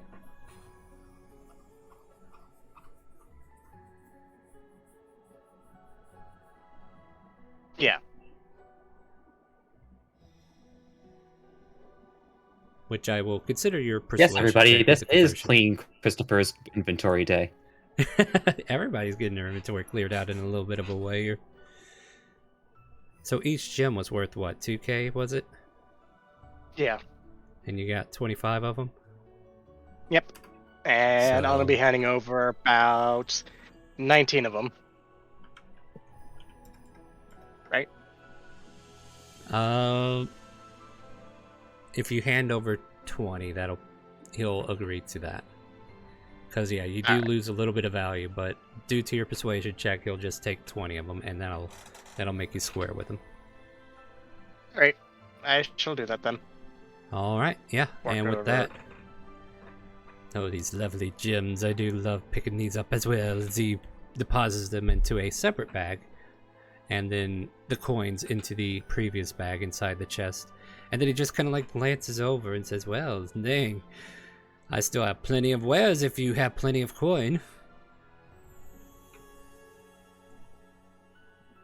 Now, You know that what? you said- oh, go ahead. Sorry to interrupt you, Corlia. That's gonna get us all twisted up here. You know what? I'm gonna stab at this. Do you by chance have something to restrain mages? He kind of like blinks absently at you. Have you ever tried rope? Something a little bit more advanced that can keep them from teleporting, or I believe what they call them are dimensional shackles. Christopher takes 3 steps to the left, away from Where are you going? No, I have heard of these items, and I have dealt with them in the past. Where are they at in the compendium? There they are. Just looking for value here. Rare, huh? We'll roll severity, because technically, when is the last time he needed to hold down a mage? Probably the last time he was in the Arcana, right? Well, that depends. When was the last time he needed to use a whip? Well, you know, like I said, he probably had to chain a mage to a bed while he was at the Arcana. You know, the brothel part of town. I mean, what? He pulls out these furry handcuffs. No. Oh god! And then he kind of like peels away the fur, revealing the metallic arcane runes underneath them. Disguise. This is just to keep him under disguise. I swear. But if you look here, the arcane symbols are very relevant. Oh dear lord, let me look at my cheat sheet again.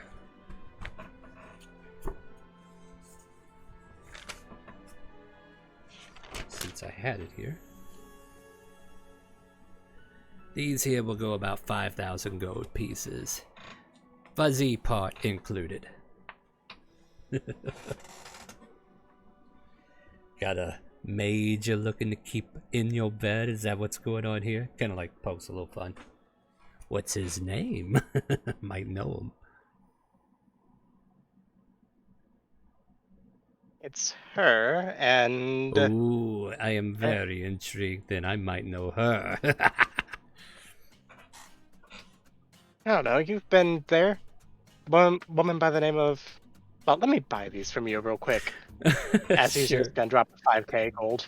Alright, you have dimensional shackles, and the DM is probably going to regret everything that's happening today.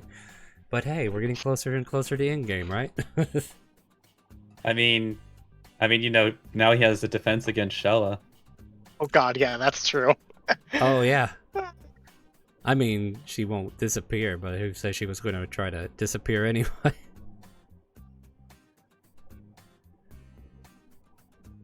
Oh, I did my math wrong. Can you imagine her trying to make that strength check to break these? She has to get a DC 30 strength athletics to break it away. I'll try fine with really that. hard. Can I get some bardic inspirations from a bunch of bards? I don't know. At any rate. But Shella, it only So- counts. It only counts for one. Oh. Yeah. Fork over the 5k gold, take that Good from night. him, and just shove it into the bag of holding, way down deep. Yeah. Shella would have to be like get gauntlets of ogre strength and then try to put those on underneath the shackles. Anyway. A woman by the name of Elenara. Name ring a bell? I will roll a history check for our little ears to the wall.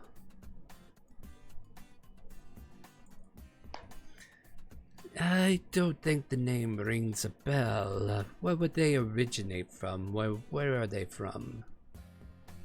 Well, maybe Timor, but he has a habit of ingratiating herself with noble houses and the like.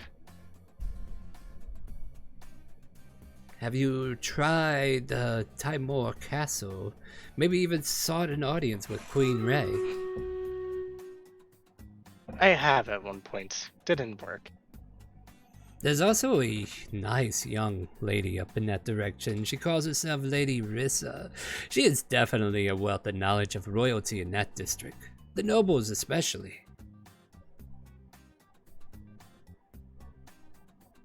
As you kind of like get the sense that Smiley has no idea that the person you're talking about is also elvish. So he's just going off of base information.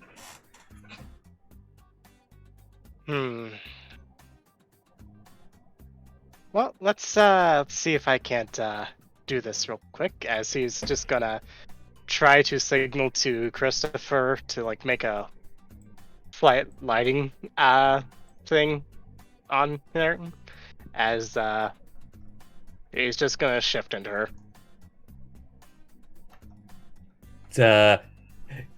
Actually, yeah, Christopher literally does like a bright light effect as he casts light on the staff that you spot. Hold on. Okay, just to kind of like make it look like something else. Why don't either of you give me a deception check at advantage? I assume that you're better at deception? Deception. I don't know. Plus 11 I would hope he is. Yeah, you beat me because I think you're an expert. expertise, yeah. So at advantage. Mm-hmm. Okay. 15 flat. Okay. Kind of like taps his cheek as he kind of like looks. And yeah, you can clearly see he saw through the whole charade of what you were trying to do, or charade, however you want to say it. And he doesn't say anything though in that direction. Like, he definitely doesn't say anything. I'm gonna go ahead and give him another history check though to see if he recognized the figure you turned into. I'm gonna give him advantage because you're giving him a very good image here. All right. Oh, I've seen her before. She was in El Tara when I snuck up to the second tier, up in one of those fancy hotels. But the only problem there is you have to be a full-blooded elf in order to get in. I had to sneak my way in. I don't see a problem with that, as he's just gonna switch back into Arthur, because I don't think that's working one bit.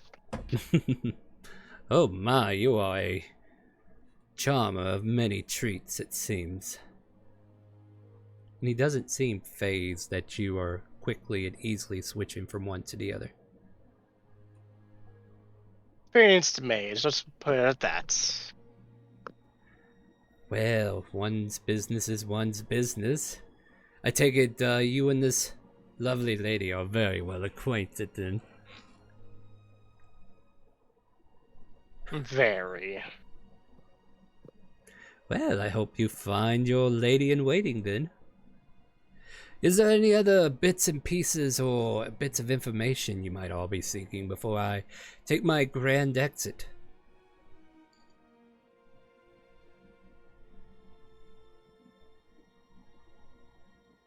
Then with that, shuts the lid to his trunk.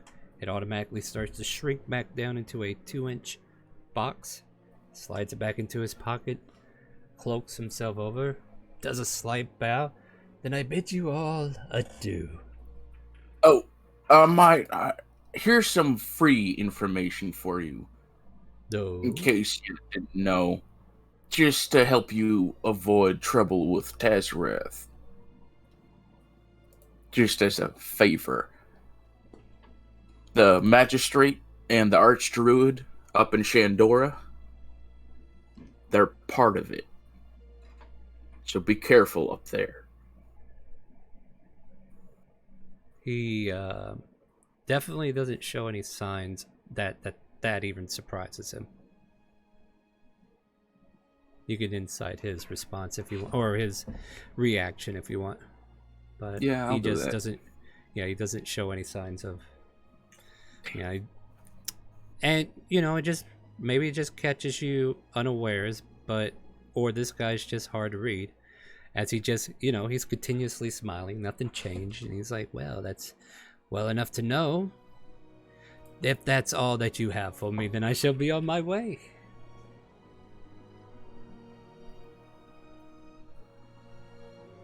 And with that, he will take his leave and walk down the alley, and then he just seems to vanish.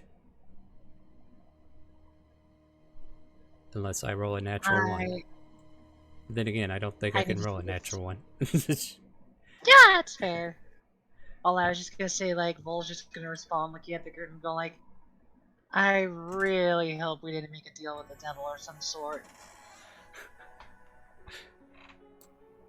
I mean, I could just detect magic all this stuff real easy and identify all of it if you really just want to double check it. I mean, that might be a good idea since we did just meet a random guy in a random alley who just literally popped open his cloak. Sorry for covering your eyes, by the way, Christopher. So, better to make sure our products are safe. Alright, well, I could ritual cast Identify, but that means 10 minutes per item. But to make sure they're all magical, especially that crystal ball, and I'm just going to go ahead and cast Detect Magic. We could just do it while you're in the cart, like, as we travel. You could just do it as we travel. As you already did the action, You detect magic in all the locations that you expect. All the equipment that you want to be magical is. Just wanted to make sure that any magical items were actually magic, especially the crystal ball. Oh no, for that is Kronk. definitely that's definitely good that you do, because sometimes Smiley does have a wild side where he will. Anyway, we'll not talk about that right now. Although, Oh, just for clarity, Star, is Mhm. this a crystal ball or is this a crystal ball? Yes, it will work It for is what Kronk magical in needs it nature? to do. It has Okay. it has a 1,000 gold value, so it would have to have some kind of essence towards it, I would say. No, it's not an actual crystal ball, but it will be like, you're right, that thing probably wouldn't radiate like magic, but it's definitely the focus he needs to do what he needs it to do. It is what he wants, and it is what he needs. Okay, Exactly. okay, so it's a focus Yeah. ball, not It is a a crystal ball. yeah, it is Because the everybody forgets that crystal ball is actually the name of a magic item. yeah, that will allow him to do scrying without wasting spell slots. Yeah, I'm aware, yeah. But no, this is an actual item that he needs to do the spell itself, not cast it through the actual item. Anyway, yeah. With that, if you guys want, we can go ahead and take a break, because I didn't think hanging out with Smiley was going to be this long, but I enjoyed it. Hope you did too. You guys want to take a quick 10-15? Yeah. All right. Sure. Okay. We're going to go ahead and take about 10-15 minute break. Feel free to use the restroom, get a drink, hydrate as it were, and join us for some more Stream Raiders, and we will be back shortly here in just a moment. Don't forget, go over to Twitter at ChaoticCalling and all that lovely stuff. Add us to all the wonderful places as YouTube. Leave a follow there as well. Links down below, or you can use that short URL that you see before you. We shall return shortly.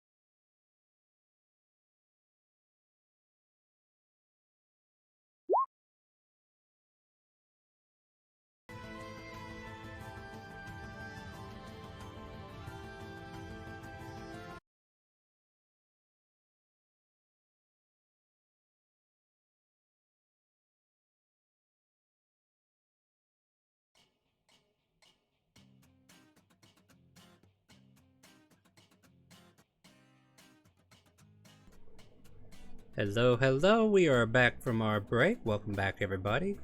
Hope you are placing down them troops for our Stream Raider games, and we're about to get right back into our D&D session here. Just want to remind you, we have a Twitter over at ChaoticCalling. That's all you got to do to add me on Twitter.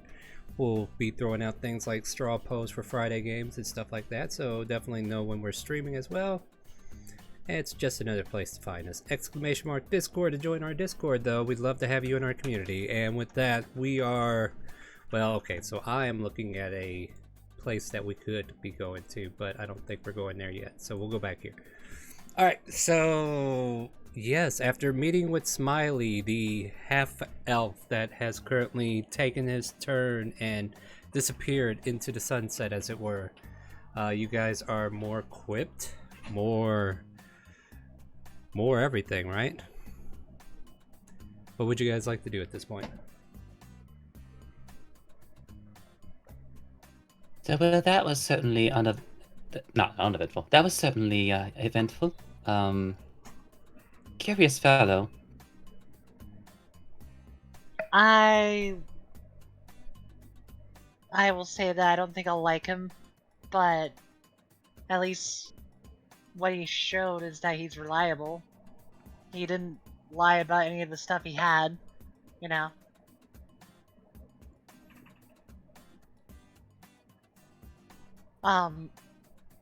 Then, now that we got that, maybe we should just go find that Hunter's Guild and then head off to Dondravores after they tell us a bit more on what's around. We know there's an elven city there, but there might be other things to worry about as well. So yes, that was certainly one of our concerns.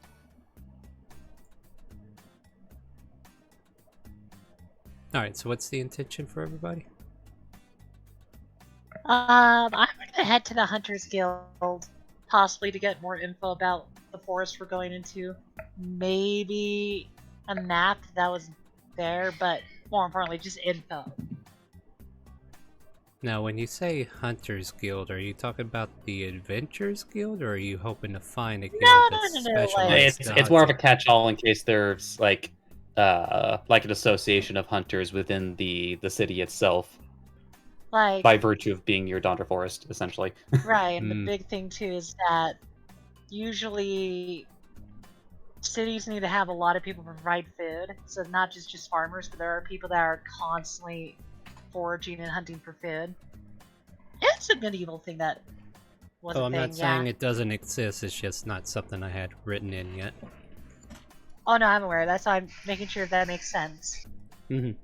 That's why I was asking. Yeah, well, if that's the intention, where do you want to look? Or how do you want to do this?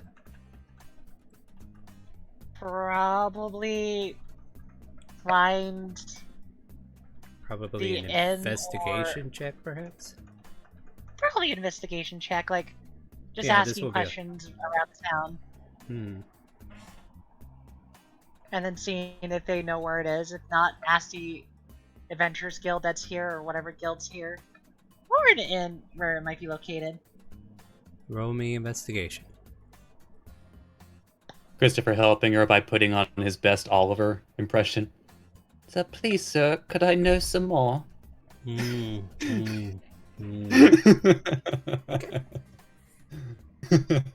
Alright, well, I guess we're gonna go into world building mode for a moment, guys, and try to come up with a name for a Hunters Guild then. Jillian Hector's Poe. Hunters? I feel like we need to put this to the poll again, huh? Alright. Does chat want to help out and make some names for a Hunters Guild in Jillian Co? Feel free to type it out in Twitch chat. If you're over on Facebook, we'll wait for you to come over to Twitch. Twitch.tv/ChaoticCalling. We'll take some names here if you guys got any, and then I'll do a little poll here, and then we'll try to see if we can figure something out here. So we got Hector's Hunting Helpers.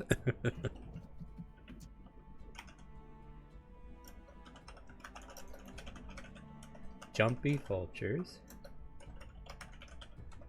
We have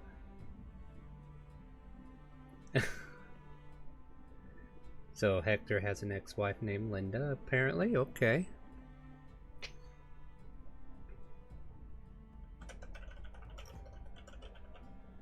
I'm gonna add Screaming Eagles to this. Holly's Hunting Hideaway. Also known as Triple H. Hunter Hemsley. Yeah. Okay. But it's Holly this time. Yep. Okay. Triple H. Time to play the game. Jillian and Hyde. Oh, that's a nice one. Alright. I will put us... Let's see here. Manage a poll. We can do that. We're gonna do a new poll.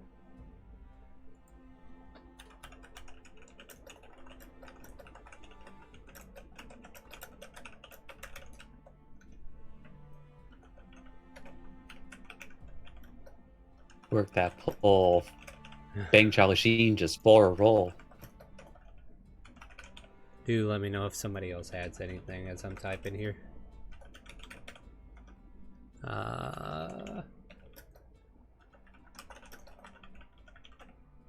And Jillian and Hyde. Is that it? I think that's it. Alright, so with that said, we'll go ahead and start a poll there. And if you guys want to go ahead and vote, go right ahead. What's the Hunters Guild and Jillian Cove? What is its name? Pick one of those lovely options there, and we'll go ahead and get that tallied up. As we are continuously just kind of like looking around the city, looking for this location. So I would say, like, with a 15 investigation, the tavern keep, or perhaps the people on the street, kind of like give you the information to soon to be named guild, and tell you it's somewhere within, like, not close to the Adventurers Guild, but about maybe 3 blocks south, 2 blocks west of it, like something like that. It's kind of like in that vicinity, but a little ways from it.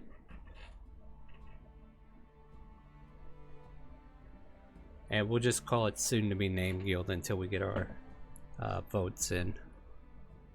So, in fact, yeah. that's exactly what we see as we walk up to it. There's just like a sign saying soon to be named. Soon to be named, and it's flashing in green neon lights. So as this soon to be named guild is flashing green lights at you, you kind of like enter in. I would say there's like 3 half-orcs at a table playing poker. There's a halfling who's whittling some wood off into a corner. And then there's like 2 half-elves who are like sharpening arrowheads or some such. You look around and see trophy heads kind of like lining the walls. And then there's like a stairwell that kind of like goes up to a second floor that kind of like has some of these mounted heads of like a lion or a antelope or a deer, all kinds of various beasts, a bear's head, and even one surprising, there is an elephant's head hanging right over a fireplace. Fireplace is not lit because it's always warm here, but they just seem to have a fireplace there for decoration.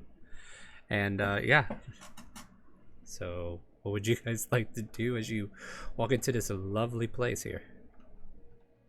This feels a bit nostalgic, doesn't it? And one of the half-orc goes, "You're cheating! You lied!" And they're just kind of like going over their game there. Makes me kind of feel like I'm at home a little bit with, you know, with my paw. Well, my other paw, but we might as well ask them questions now before that guy looks like he's about to rip off the other guy's head. Yeah, it definitely looks like they're about to fight. Conveniently, there's a space on the wall missing a head. Yeah. Maybe one of them will go there here soon.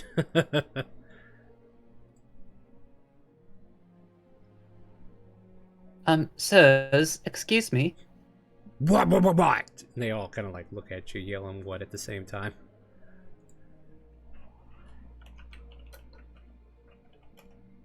Oh, dear.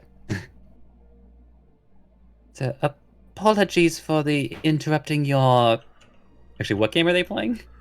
They're just playing a card game. Can't really tell because there's like a mess of cards in the middle, and looked like one of them was just about to push the entire pile on the floor. So there's no telling what the game originally was. We were hoping that perhaps you might know a bit about the local Dondra forest. One of them spits on the floor in disgust. Why would you want to ask about that elf-loving place?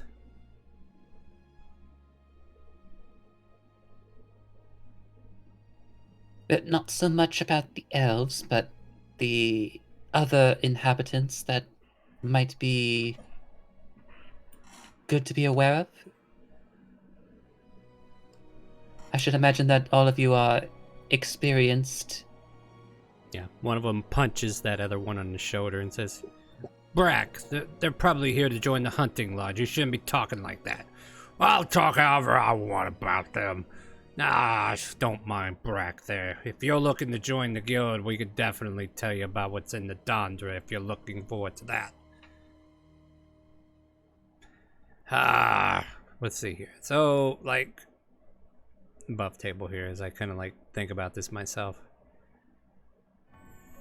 If you're looking for like types of creatures that roam the forest, like the kinds of dangers, they tell you there's anything from like deer to bears to even bigger bears. And then if you're close to one of those caves that seem to drip into one of the region there, you might find displacer beasts, or you might find other beasts of prey like that. Most of the prey-like beasts are being shooed away from Eltara, but if you go deeper into the forest, there's always crazy-looking creatures like albino bears or some weird variant of a cantaloupe or antelope. Sorry, I got my fruit mixed up. And like, You know what? Actually, I do remember reading about a cantaloupe, but for whatever reason, it was a creature designed as though I think it might have been created by a conjuration wizard, hoping to somehow find a more tasteful antelope, but it was a bizarre picture. He kind of like blinks at you, unsure if we're talking about the same thing. Meanwhile, like one of the half elves kind of like walk over and ask, "Are you guys in need of more information about the forest? Like these guys are good for information, but he kind of like makes a subtle motion towards the head and just kind of like, woo-woo." Although, Jack, maybe this sort of guild might be right up your alley. You are normally geared more towards persons, but I believe your skills could be expanded upon to include a place such as this, no? Hunting people and hunting animals are two different things. I understand the difference. Although I should imagine that there should be certain overlap.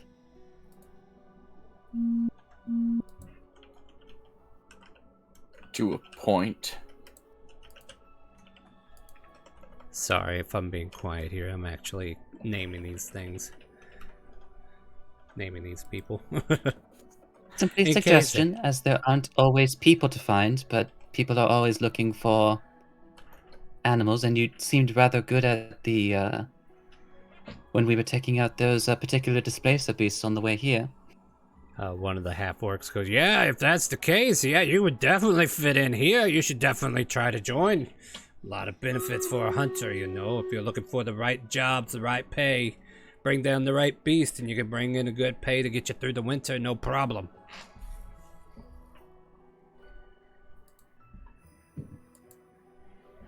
Yes.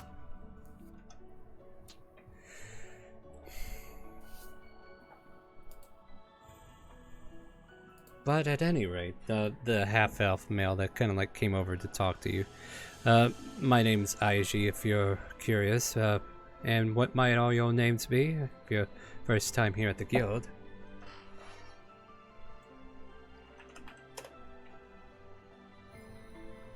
So you may call me Christopher. Name's Jack. He's just kind of like snorting on her lollipop. Volupia, but you can call me Vol. For short, if that helps. Arthur.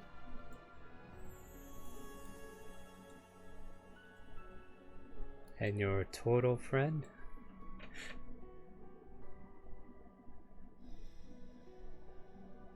Still with us, Kronk? Yeah, I'm here. I just kind of missed that last bit. Oh yeah, they're just asking names, so he's like trying to catch everybody's name. And you are? I am Kronk. Excellent. Well, if you need any further details about the Dondra Forest, I'm sure we can answer that for you. Are you planning on a hunting trial to join the guild?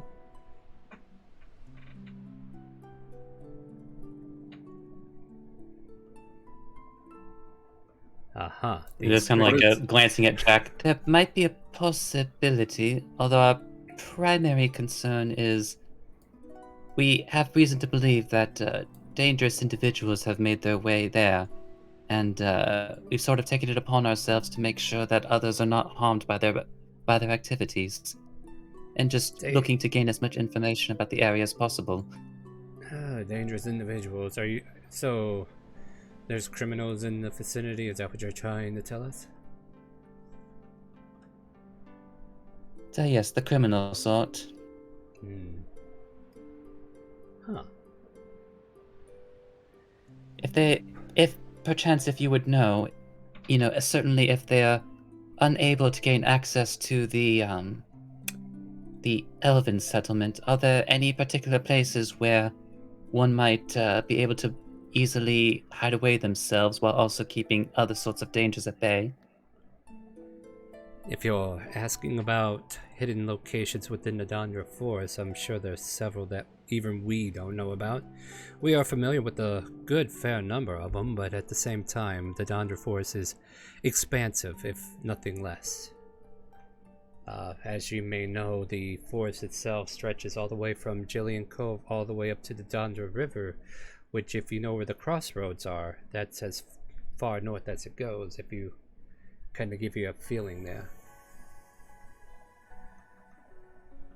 So, like, imagine, like, from where you are to where Marsola was, and a little bit north from there to where you were at the crossroads, like, all that on the western side of that region, the Dondra reaches. So, as you can see, with the expanse of this large forest, it is a very well hiding place for people if they go deep enough, far enough. But then again, there are also groves that tend to the forest, though with a big forest like that, it's kind of hard to maintain it fully.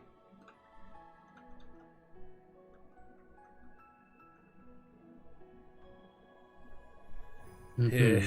Understood. And to your knowledge, there hasn't been any rumors or any sorts of like known curious activities going on recently within the last few days, perhaps weeks? They all kind of like look at each other and just kind of like at a glance define strange activities. Like, most of our trips, and it was like coming from the half-orc, involve like hunting down the beast of prey. We're not technically looking for human activities, as it were, or humanoids or any else. And definitely none of them damn elves. And he kind of like spits on the floor again. You're gonna have to clean that up, you know. Then, if you don't see any, like, human interactions, such as, like, lots of foot traffic or stuff like that, what about paranormal or things of unusual behavior that you can't explain by normal means? Well, certainly if you've noticed any peculiar animalistic patterns that have been altered in some way from the norm. Sometimes that can be the result of activities done by others, or perhaps something entering the territory that wasn't there before. The half-elf that hasn't approached yet is a woman, long black hair, short elven ears. Paranormal activity. I don't know if it matters to you, but like 3 weeks ago when we were on that one hunting trip, around midnight or so, there was this eerie appearance of white stones that you could see through that kind of like appeared in the forest. And then we started hearing weird grunting sounds, and we quickly made our way away from that. Like, would that be something that you were thinking about? I mean, that's rather strange. Do you know anything about that, Christopher? Like, that sounds rather unusual. Would Christopher have any inkling? Roll me... let me double check what this might be. Yeah, just roll me history check. Yeah. 20. There's been rumors, and we've kind of had some educational brochures, perhaps, like some info pamphlets that were like people who like try to write out their theories of what they think this phenomenon is, and everybody's kind of dubbed it the ethereal bleed, and this has been seen for many decades, as far as you can recall. Like, people recollecting this and giving it a proper name was like maybe 30 years ago that they call it the ethereal bleed, and nobody can explain why it happens except that it has to do with maybe the vicinity of the dead in the location, like who may be buried in that location, or maybe unrest within graves, but nothing solid to, just basically, yes, you know what the ethereal bleed is. Oh dear, that place again. Again?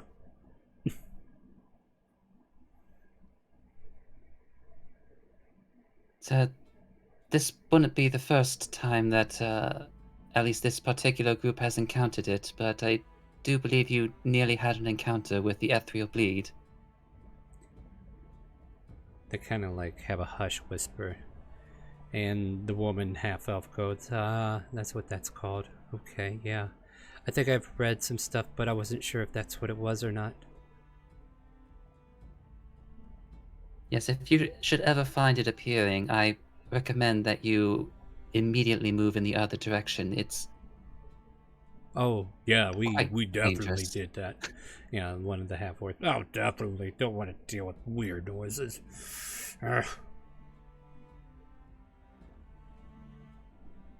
Christopher And just kind of like to himself. Hopefully it's already gone by the time we get there. Meanwhile, Shell is making weird noises with the giant lollipop. Is there a reason your kobold friend is carrying around hard candy like that? Oh, just to keep her hands busy. Nah, I see. Trying to quit the hookah. Totally understand.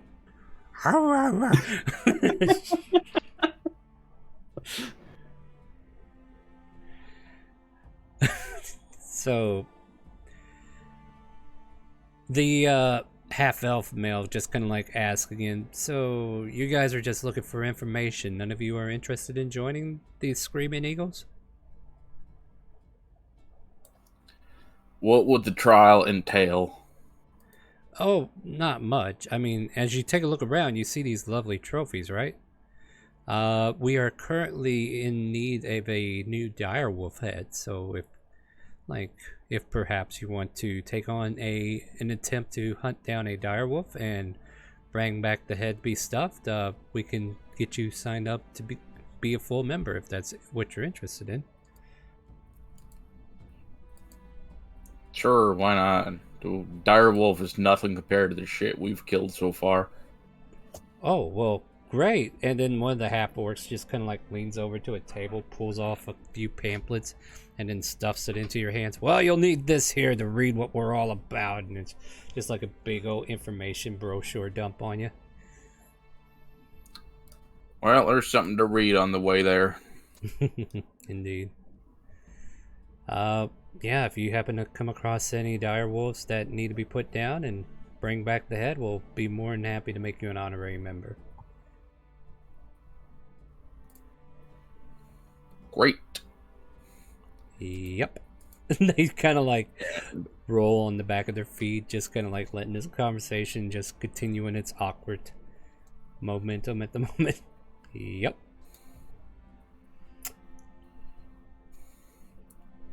Cool. So while we look for, I'm just turning to the group. So we're looking for Kenan and all them. Let's keep an eye out for a dire wolf or something bigger. Make a perception check. Anybody who wants to like keep an eye on the room, as the word Kenan leaves his mouth. I could definitely give it a shot. Mm-hmm.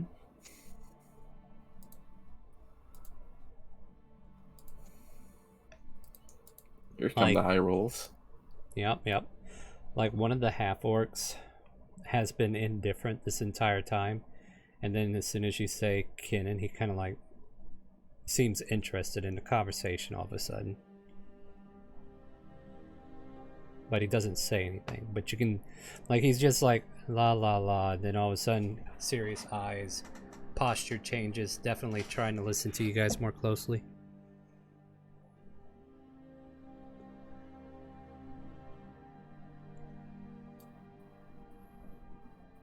Alright, so we got a lot of ground to cover. That bastard couldn't be anywhere. I mean, he's a cat. He can climb the damn trees if he really wants to. Considering he shot arrows at me before, he doesn't have to be anywhere near the ground. So, when we go there, try to keep your eyes up as much as around. Granted, it's going to be a long-ass search. Or at least we have some information about what else awaits us in there.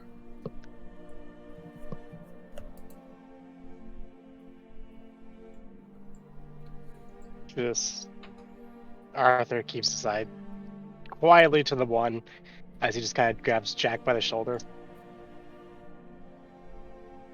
Yes, perhaps we could discuss these plans elsewhere. Oh, it's not like any of these fellas are. He's gonna grab it a little bit harder.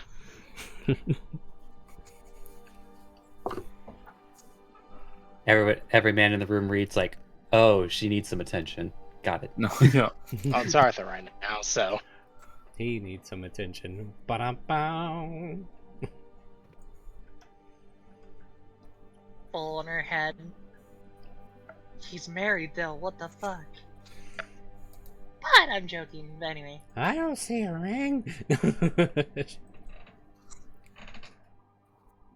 Yeah, the Then go ahead. I was just gonna say, like, Vol's gonna, look over. It's like, thank you for your time. You helped us greatly, and if we have more questions, we'll come right back. In fact, maybe I'll even also bring some free drinks if we come back to celebrate what we find there. They kind of like give a nod, and the half elf says, "Well, that'd be great. Good luck on your hunt. Look to hear back from you as soon as you can. And welcome to the Screaming Eagles if you happen to make the cut."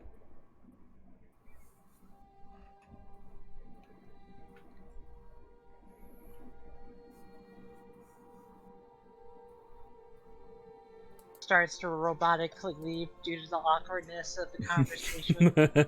Awkward. Beep, boop. Bye! And Shella just walks out with the lollipop still in hand. And the soon-to-be-named sign has been taken down, replaced by the Screaming Eagles. Thank you so much for voting, and apparently mine won, yay! But barely, just barely. So, well, that was certainly quick of them. As he just looks up at the sign. Yeah. yeah, that was. And I got a good assortment of people who work here now. So there you go. That's how we world build in a hurry. So, should we head to the cart and just get ready to go, or do we need to do anything else? Don't think we need What it. time of day is it by this point? Probably looking about 3 p.m., right?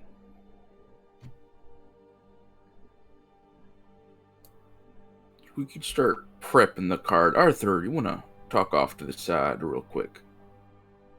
Wouldn't be the worst idea. As he's just Then- gonna kind of bring Jack around a corner. Okay. Alright, then Kronk, help me carry some of this stuff in. You got stronger arms than me.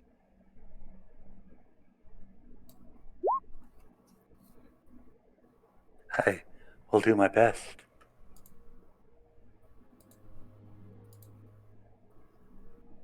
All right, Arthur. You got sharp eyes, sharp ears. What you notice? Didn't notice much, but when you said Kennen, one of them got a little too intrigued. Either a bit of a hatred, or, well, we already know the other options. So, and I'm assuming that they're not friendly.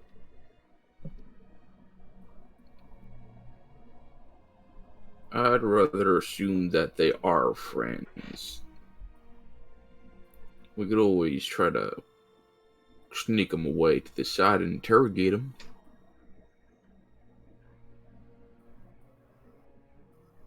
Just to make sure, of course. It could. That's time and resources. I imagine if they're actually after us, then.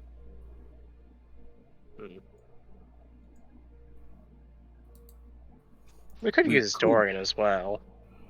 True, but I don't really trust that imp right now, and I'd rather our two pairs of eyes on this one. Not Besides, I could Hey, make boss, this. think somebody's talking about me. Go ahead. Sorry. I can make us invisible, and we can sneak on in there. We could whisper to him to meet us outside, make sure he gives a good excuse, and then we ask our little questions.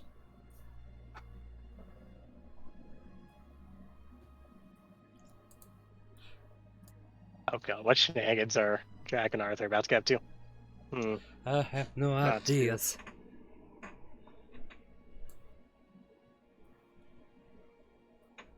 Hey, Quick, boss, I'm gonna go efficient, invisible quiet. for a while.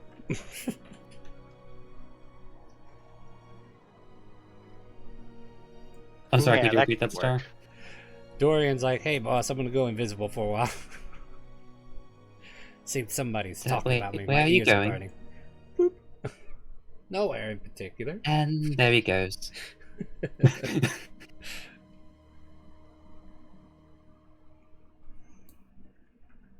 What do you say, Arthur? Want to do this now? Well, in the event this has to turn violent, do you want the others getting involved? Nah. They're close enough they could intervene if need be. Besides, I don't exactly trust some of their investigation skills when it comes to stuff like this.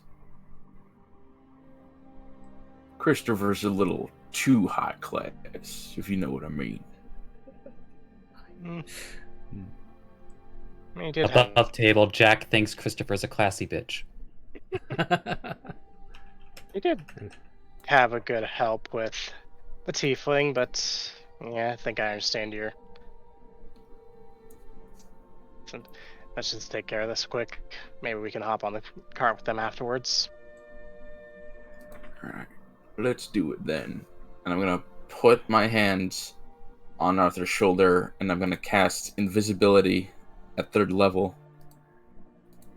So both me and him are invisible.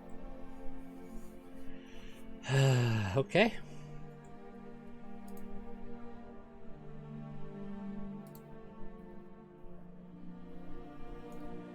And while we're doing it, I'm just gonna quickly cast see invisibility so I can actually. I'm not bumping into Arthur. Before or after? Let's do before, because I would have thought of doing that before. Yeah, I don't want to lose that just quick. Yeah, okay, that's definitely important.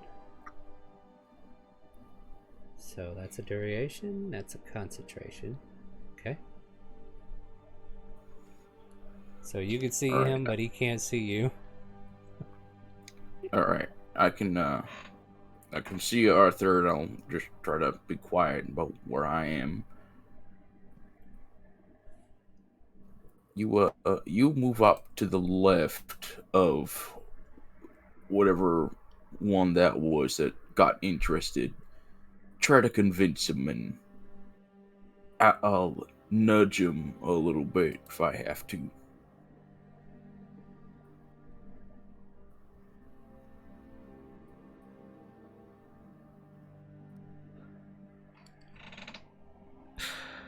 Oh my gosh, you two. Like, you know I had to world build this place. Now you're gonna go in here and go after NPCs I haven't had a chance to put together yet. Well, I'm gonna go ahead and pull veterans over. Think of it just in this way, case. Star. If they kill them all, then you don't have to win. build anything. Right. Well, for now, I'm just gonna bring a veteran over, just so I have something to work with. Yeah, that sounds fair, right? Yeah. So the original orc stat blocks are not that great. I mean, considering they're hunters, you know, like Half they've orcs. had to have, they had to have some kind of training beyond normal means. Let's see, we had 2 elves, half elves, I should say. So there they are. And I'm not even going to worry about the halfling. All right, so that's the group of them for now. So what is the intention here? You're going to go right to the door, invisibility on, and do what? Like, are you going inside to see them, or? Try to get him out, or somewhere where we could talk to him. And for reference here, I'll just kind of like put a dot on one of these that we know was the one that was looking fishy.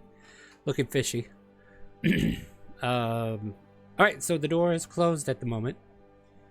You walk back towards it with Arthur in tow, right? So do you just open the door and go in, or?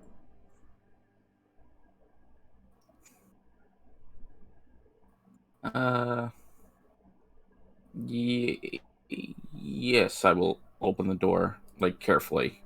Make a perception check as you're about to open a door. Okay.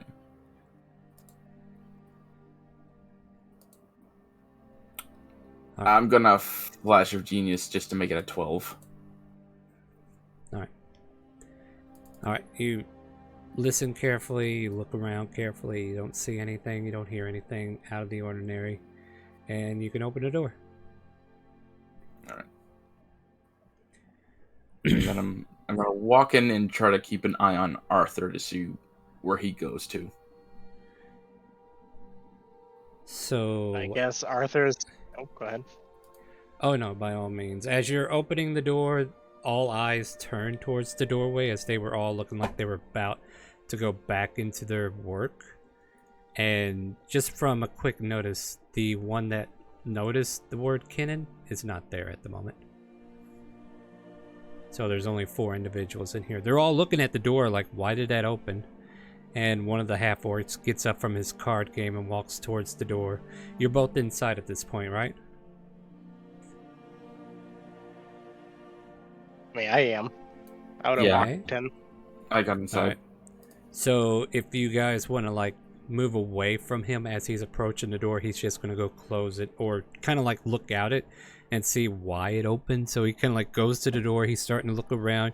You two kind of like duck away from him, and he's like looking around and trying to listen. It's like, that's weird, what's going on here? So he'll just kind of like do a perception check to try to figure this out, right? Like he's trying to see what's going on. All right, what do you guys want to do?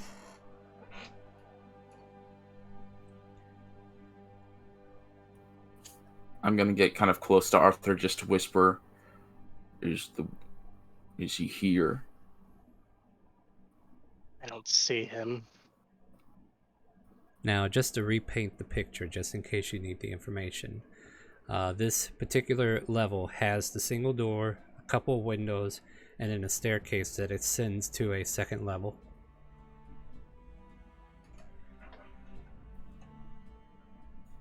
Check upstairs. We might have gone that way.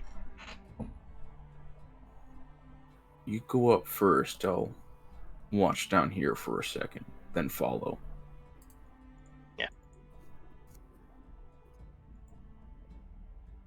The half orc goes back to the table and starts to play cards once again. And Arthur will be going upstairs quietly. How about the two of you give me stealth checks, just so we have that number, just in case. Okay. Advantage or, well, I mean, if you have a cloak on or something, you got advantage, right? so 17. I was asking because of the invisibility. No, like invisibility keeps you from being seen, but certain aspects, like we've been ruling it certain ways, I think we should go back to the way it should be. But yeah, like you still have to have your advantages from your cloaks or whatnot. So yeah, you're good as far as you can tell. So you both sneakily walk through here. Jack is staying on the first floor, right? Yeah, at the bottom of the stairs. Alright, and Arthur is ascending the stairs? Yep. Alright, as you kind of like ascend the stairway, you can see what looks like a L-shaped direction that kind of like goes towards a hallway.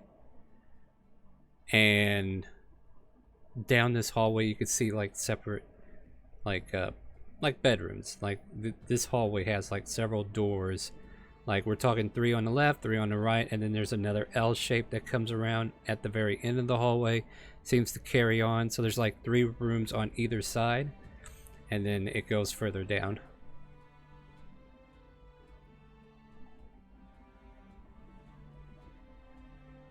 Yes, Arthur's gonna kind of try to poke his head into each, or put his ear against each one. Give me a perception check. That's a persuasion, not a perception. That's a 14. Alright. You put your ear to the 6 doors in the vicinity. No sound. Kind of like going to one, going to the other. Don't hear anything. Okay. Keep moving down until he starts either hearing something or something just doesn't come off right. Alright, so you continue down this corridor, and like I said, it L shapes again to another corridor going to the right. So like I don't know like if I'm making sense, but I want to make sure I let's see if I could draw this out.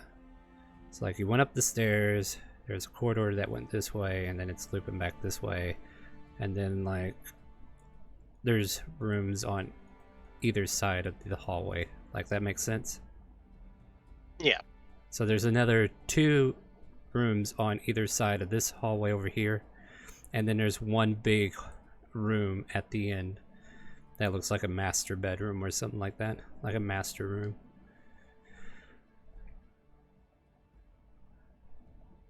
Okay. You want to do another perception? Yeah, I'll be poking my heads around that, and then heads, and then All right, go ahead and make a perception. I guess that master. Yeah, with that master, I guess I'll poke my head into it. All the So doors are 18 locked. for the... Yep. All doors seem to be Alright, locked if you do try them. And as you kind of like press your head towards the master room, you can hear murmuring on the other side. With an 18, you're able to discern words like, "There's people asking, and you should definitely know." "No, I didn't tell them who I was. They didn't ask. And they don't know we know." And it's just kind of like blurbing in and out from there. And then it just kind of like stops for a moment. Then you hear footsteps coming towards the door. I am going flat against the wall. The door opens and you see the orc in question, or half orc in question, and he just kind of like looks back behind him and then shuts the door, and then walks back down the corridor, and you can hear him going back. Eventually, in a little bit though, Jack, like you'll notice this half orc descending the stairs, and re-entering the main floor and just rejoining that card game unless you do something else. At which point, what do you want to do, Arthur, before we go to Jack? He's gonna inspect that master bedroom. All right, the door was locked. He locked it behind him. But hey, you're a rogue. And yep, gonna get a dexterous fingers. But, I can talk. When you use With a those 30. those thieves tools, easily you pop the lock and it undoes. Amateurs. As he's just gonna walk in, close behind him, and start inspecting the room entirely. All right, what you see before you now is an office of sorts. Looks like there's a giant oak table that is being used for a personal desk. You can see sheafs of paper, you can see inkwell, and a lot of documents that you would see on a person who does a lot of secretarial work here. As you kind of glance around, there are drawers that you could try to access, but just initially feeling around, they seem to be locked from inspection. I don't know if you want to touch them yet. I'm not going to say you did, but just by looking at them, you can tell that there's a keyhole where they could have been locked. You know what? I'm gonna inspect it for traps first. Mm-hmm. Give That me an is- investigation. Yep. +9. I'll take it. 21, not bad. The first keyhole that you look at seems to have a mechanism inside that you notice that seems to be willing to trigger a trap. So you do know that it is trapped. Yes, I'm going to disable that real quick and then Yep. unlock the door. These That's, tools did this? That's dexterity, right? Yep. Right. 26. Easily enough. You kind of wiggle this pick in there and able to disable the wiring that's kind of hooked to whatever this mechanism is, and then eventually you're able to try to unlock it as well. So if you want to go ahead and do it again for an unlock, as I 21. place 21, easily enough. And as you open the drawer, you see a bunch of documents, kind of like folders, manila folders, kind of in the back part of this drawer, and then at the front there's a oak box, intricately made, has a little lock on it, and it has a little latch. It opens from the top, but it is currently locked. And once again, thieves' tools. Yeah. Gonna All unlock right, that. time to be a thief today. 32. Woo! 32, easily enough. Open it. Or do you open it? Yeah, I open it. As you open Wait, no. I'm going to inspect A- that thing for a trap first. a giant spray of nothing hits you in the face, and you're fine. This was not trapped. Yeah. The contents is this opal-looking stone, looking kind of familiar to you as maybe a stone that you've seen your allies using once or twice before. Gonna pick it up and investigate it. You hear a whirl as you pick it up, and it's almost like it activates the instant your hand touches it.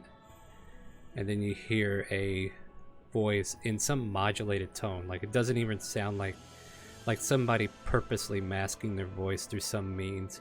What did you forget? Just kind of murmuring the words, "What did you forget?" But in a modulated tone. What did you forget?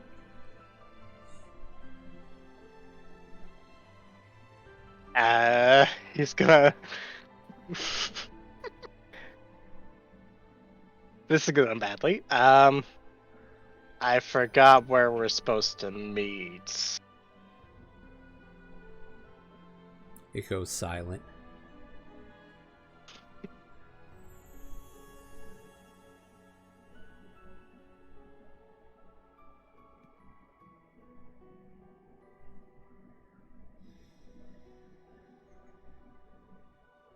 No response. No response. Yep. Goes completely code and silent.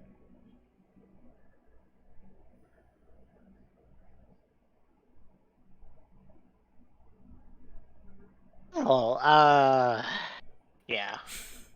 Just gonna place it back and just continue inspecting. I'm gonna dig through those documents real quick. You want to, or Yeah, dig through those Yeah. documents real quick. just give me a quick investigation?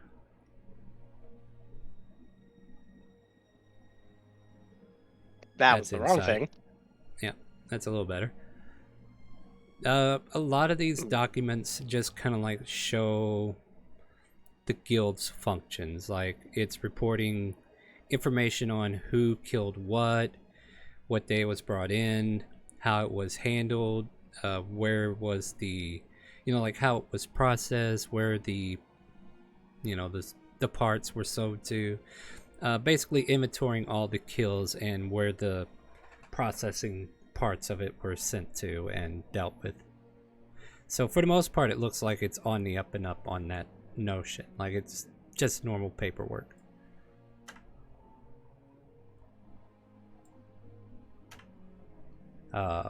So for a moment, while you're still up here, I'll tune back to Jack for a second.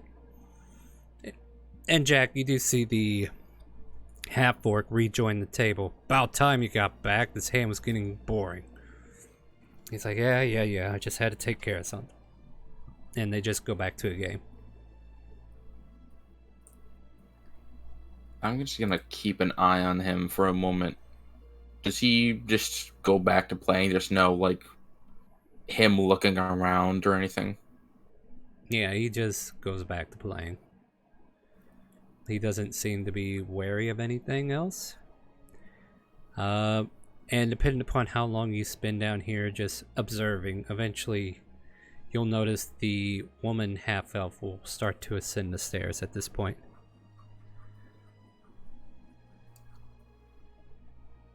So like Right. the woman kind of like goes towards the stairs and starts making her way up. Would I know if using stone would cause me to break invisibility, or is it just... Casting magic or doing an attack.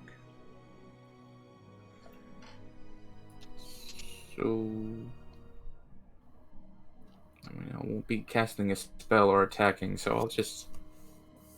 I know I'll take out the sending stone and just quietly, just whisper, Arthur, someone's going upstairs.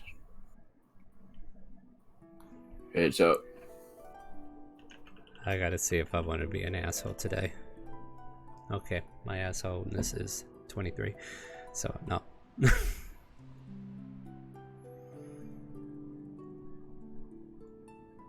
Does Arthur have the stone on him? Yeah, he would. Alright, so you be hear... down in a second. Yeah, and and just on cue, like you start to hear footsteps coming down the hallway. Gonna quickly rush over and try to lock that door. Mm-hmm. Give me a stealth check as you do so. Since you're kind of like doing an action and you're trying to rush, so that kind of like considering your stealth needing to reset. Alright. Let's see if you're noticed. You hear a door in the hallway open, and then it closes behind it.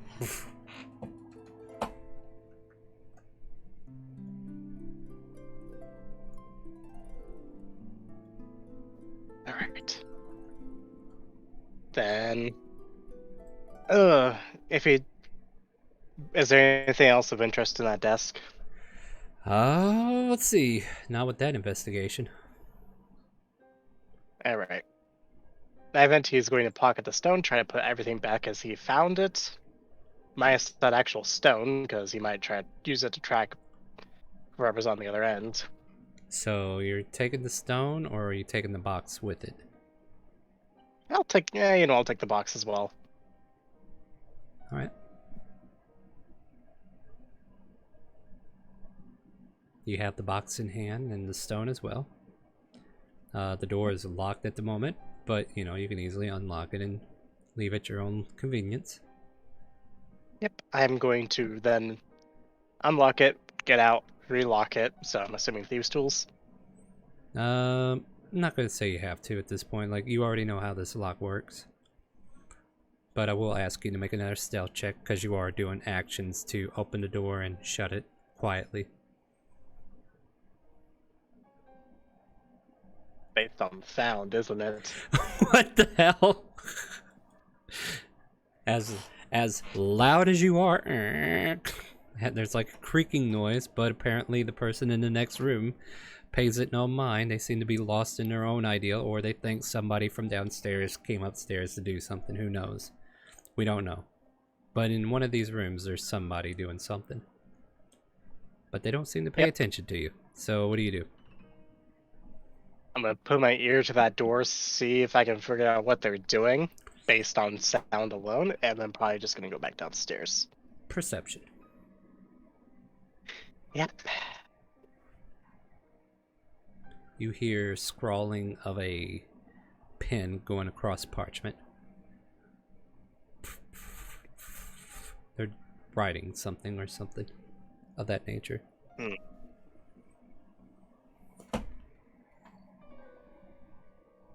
Well, considering I don't want to try and risk it, I'm just gonna go back downstairs.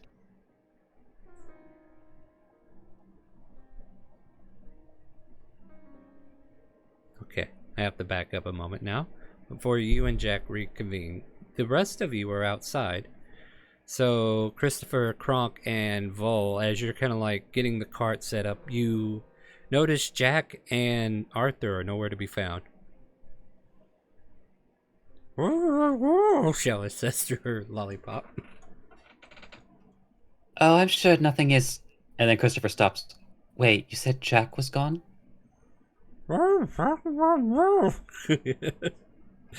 Okay, then we should all be worried. I mean, Arthur's with him, possibly.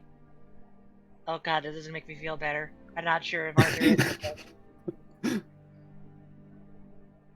Just that I'm more worried for Arthur than I am for Jack. Because Jack might get Arthur killed. Jack Who are you calling is a fast runner. That is true, Kronk. Oh, sorry, could you repeat that, Kronk? Jack is a fast runner.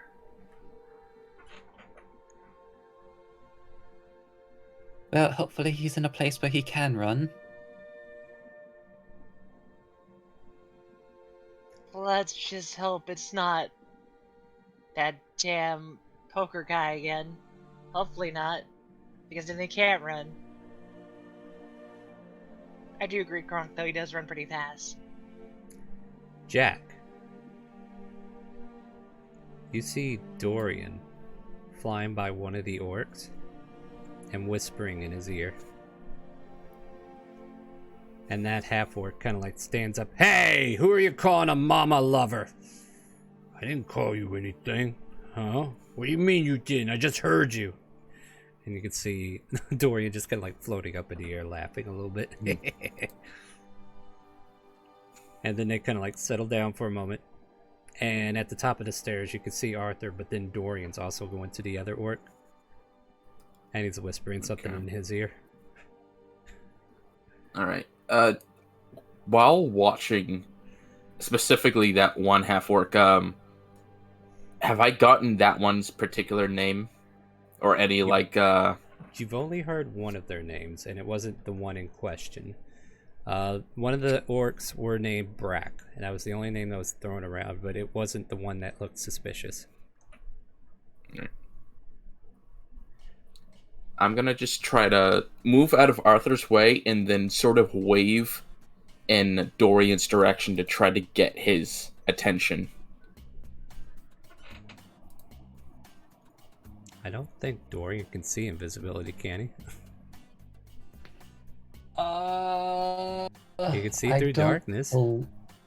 I don't believe he has blind sight. Yeah. or a no. blind sense. But Yeah. So like you can wave all you want, but he doesn't even know you're there. And then all of a sudden, the second half-orc stands up and says, "What did you call my mom?" "I didn't call your mom anything. That ain't what I heard. I heard you call her a lily lass." "What? You heard me."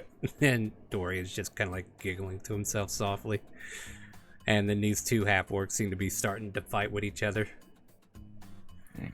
Well, with that one we've been watching in particular, is there anything that makes him stand out, like tattoos or scars, anything like that?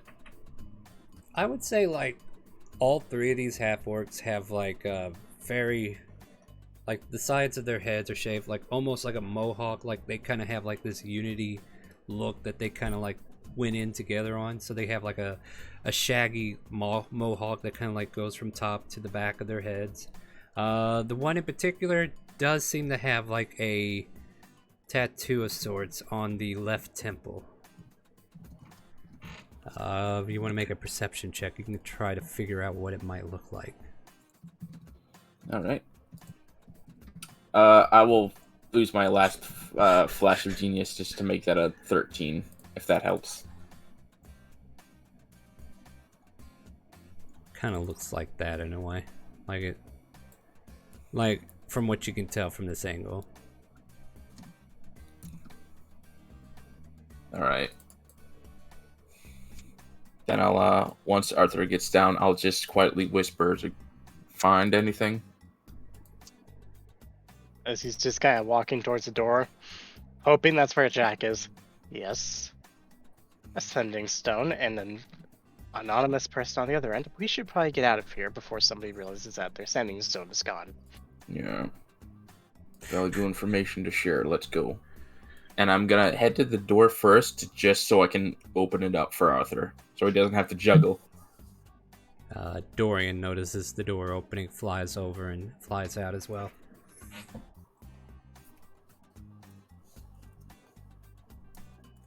Meanwhile, there's a punch being thrown inside the Hunters Guild, as the rest of you can hear like two half-orcs yelling at each other and throwing punches.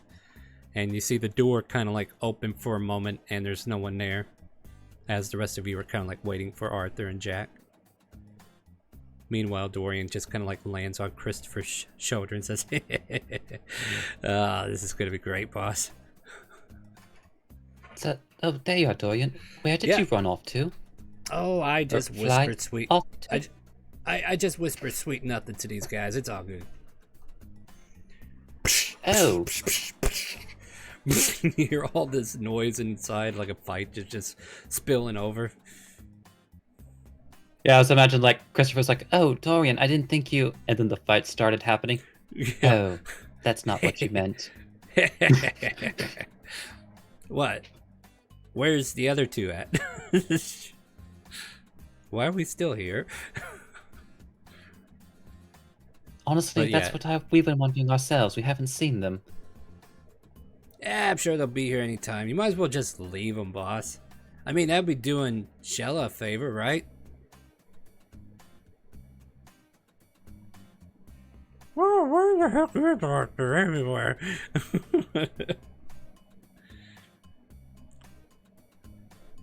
By the way, I need to visit the general shop. I gotta get some sand. No, you need specific granite material. You need to make sure you ask for the good shit. Oh, yeah, that's right. Wait, Shella, why do you need sand or granite or whatever? Oh, and she pulls the lollipop out. I'm gonna make some cement shoes. So why would you? And then it just burst him. Oh, Well, I was just pointed out wait, that where we're did near you the learn dock. that? Dorian just kind of like cackling to himself. Old devil's secrets, boss. I'm gonna wait until we're actually like near the cart, or for the invisibility to drop. I mean, it's up for an hour until you do otherwise, right? Yeah. So, like, both of you can get up to the cart, no problem. And then I would make it drop. Just so And that they then- know we're here. So Arthur and Jack just appear out of nowhere behind you guys. We need to go. Shella's gonna make a wisdom save. She resists Arthur's the gonna urge hop to up. kill Arthur. I'll wait till later. Goes back to gnawing on her lollipop. There you two are.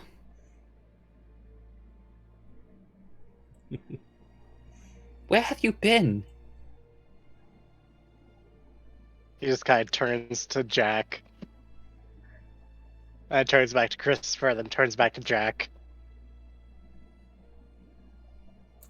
You know what? We I'm need just to- going to be happy that both of you are still alive. We did some proper information gathering. We should get this cart moving. And let's see if Ian will listen to me this time. Is this information valuable to the rest of us? Yes, but first we need to get away from the guild. Yeah, I'll assume. But I don't long- think they'll notice. But yes, I would agree. As he just points behind them, as that there is still presumably fighting. Oh, we didn't cause that. Yeah, no, that was me. And then Dorian appears on Christopher's shoulder.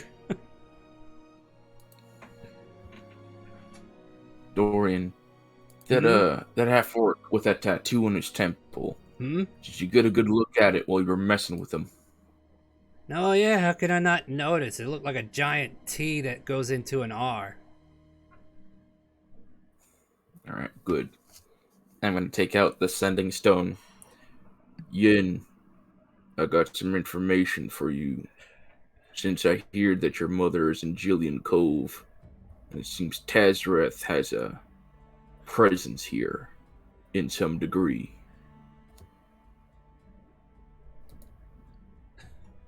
I'm just gonna wait for a response. Roll me a persuasion then. See if I feel like responding today. Because you know, it is my spa day with Lyra. I think I'll just wait till I get back. Just put it on my message machine. So yeah, you do not hear anything back. Alright, now I put the sending stone away. We'll just have to try again later. Unless you all want to feel like trying to convince her mom.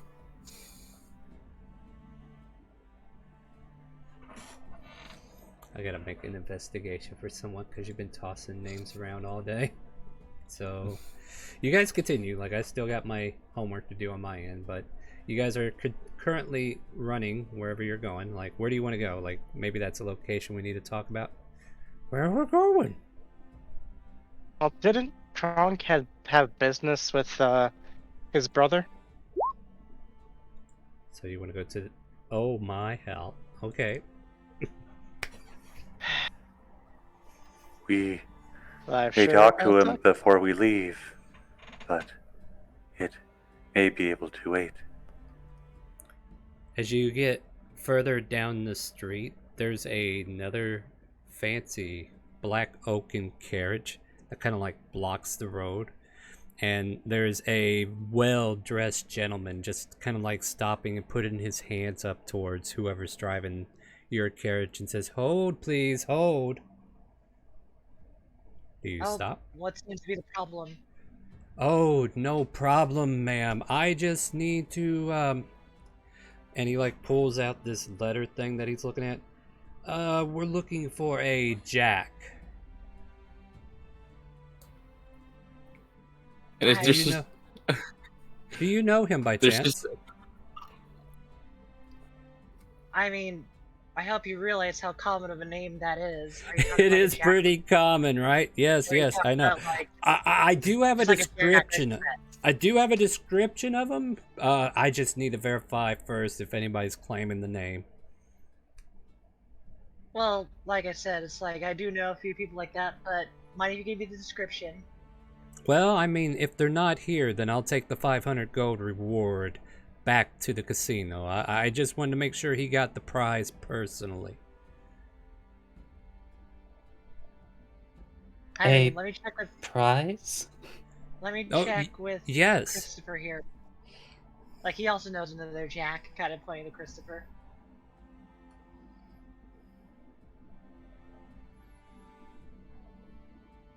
So what do you say to your friend? What?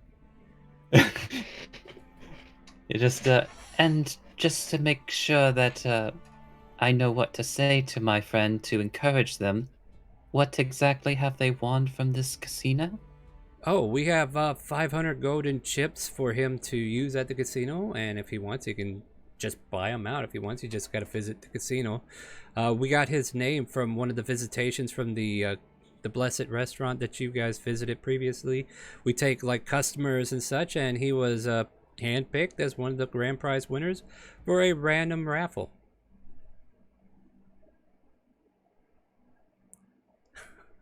Oh, so essentially, so yeah, it would probably be that's probably best idea. I mean, if you guys want to be gullible, by all means, you can be. I like that too. But I figure like this is an open door for an insight check. Yeah, okay. Thank you, Chris. Oh, this sounds great. Yeah, let's do it. Would I be able to insight this from the back of the cart? Yeah. Like you heard your name and everything. This is great. This is great. May I? I'm rolling This insight is on the- awesome. This is awesome. Well, at least we got the high rolls when they mattered, right? Yeah, exactly, right? All right, Star. I'll let you decide if my perception at 13 let me hear that the guy asking for. Oh, you Yeah, can hear all this. You can make an insight check if you want to, Kronk. Like, yeah, you definitely heard this. What's Kronk's gonna hilarious? poke his head around the cart. This is Jack back here. Oh, excellent. Well, I have his prize money right here in chips, of course. You'll have to come to the casino to convert it. But if you would have him step out, I'll be more than happy to give it to him. Everybody but Shella failed this insight. And Shella's like, you know what? I'm just going to suck on this lollipop. Jack, he wants to give you some stuff. I used up all of my flashes of genius today, too. You sure did. Yeah. Well, okay.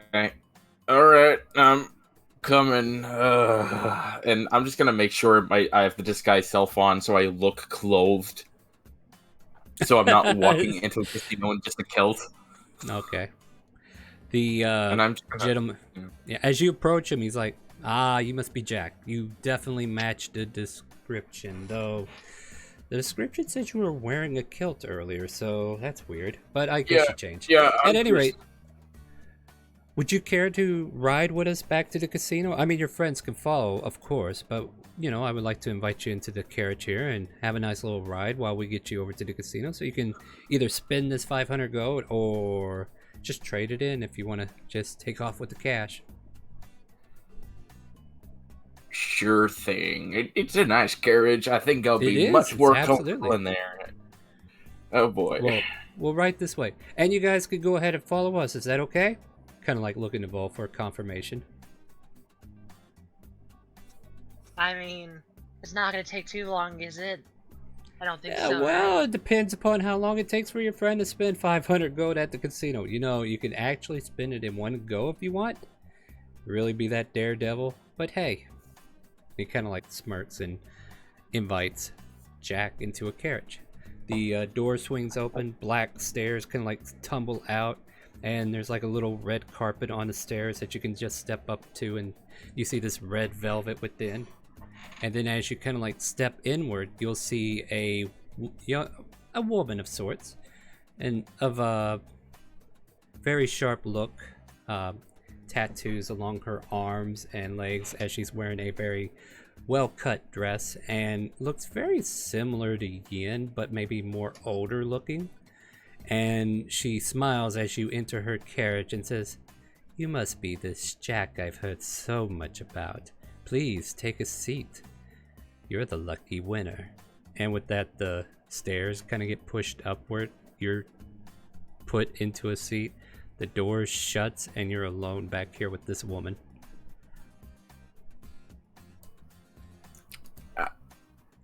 I'm not sure what you heard about me. I mean, depends on who you talk to, I'm sure.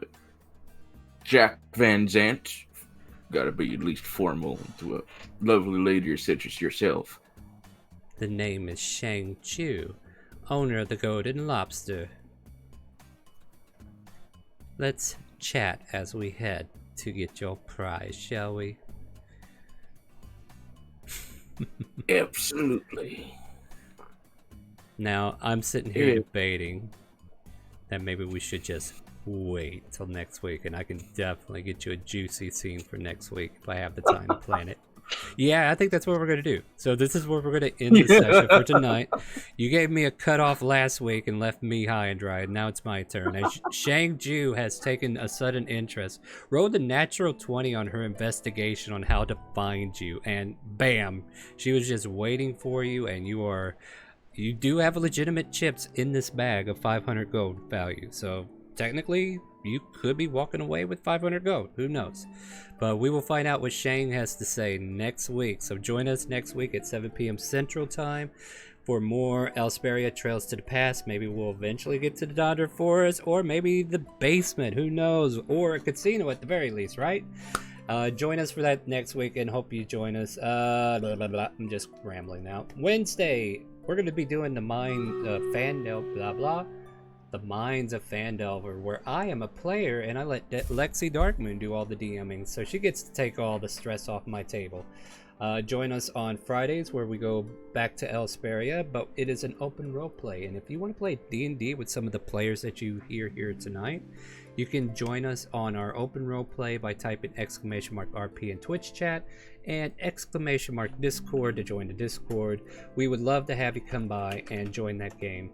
That happens every Friday at 5 p.m. Central. Come a little early in the Discord. I'll be in voice chat to help new players create character sheets that are new. So come on, play some D&D with us. If you want, you can also join our sub-only campaign on Sundays, where it starts at 12 p.m. Central. Subscribe to our Twitch channel.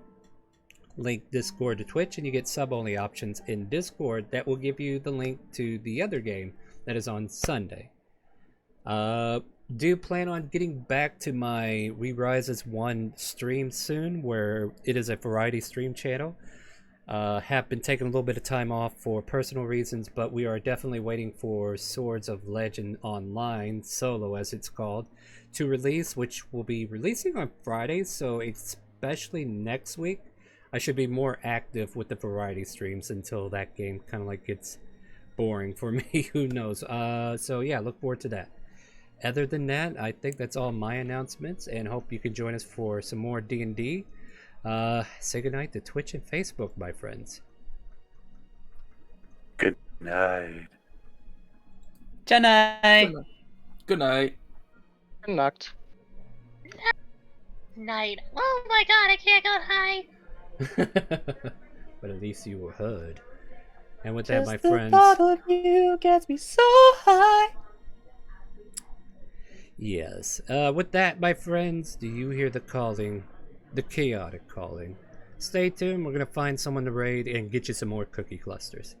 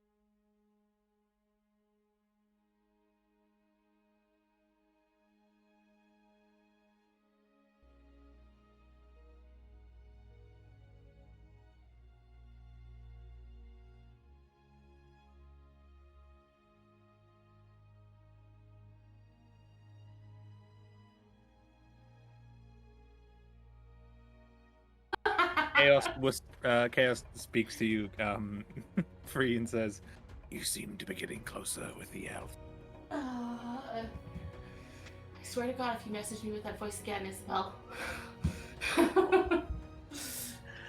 I'm the one talking. Mm-hmm.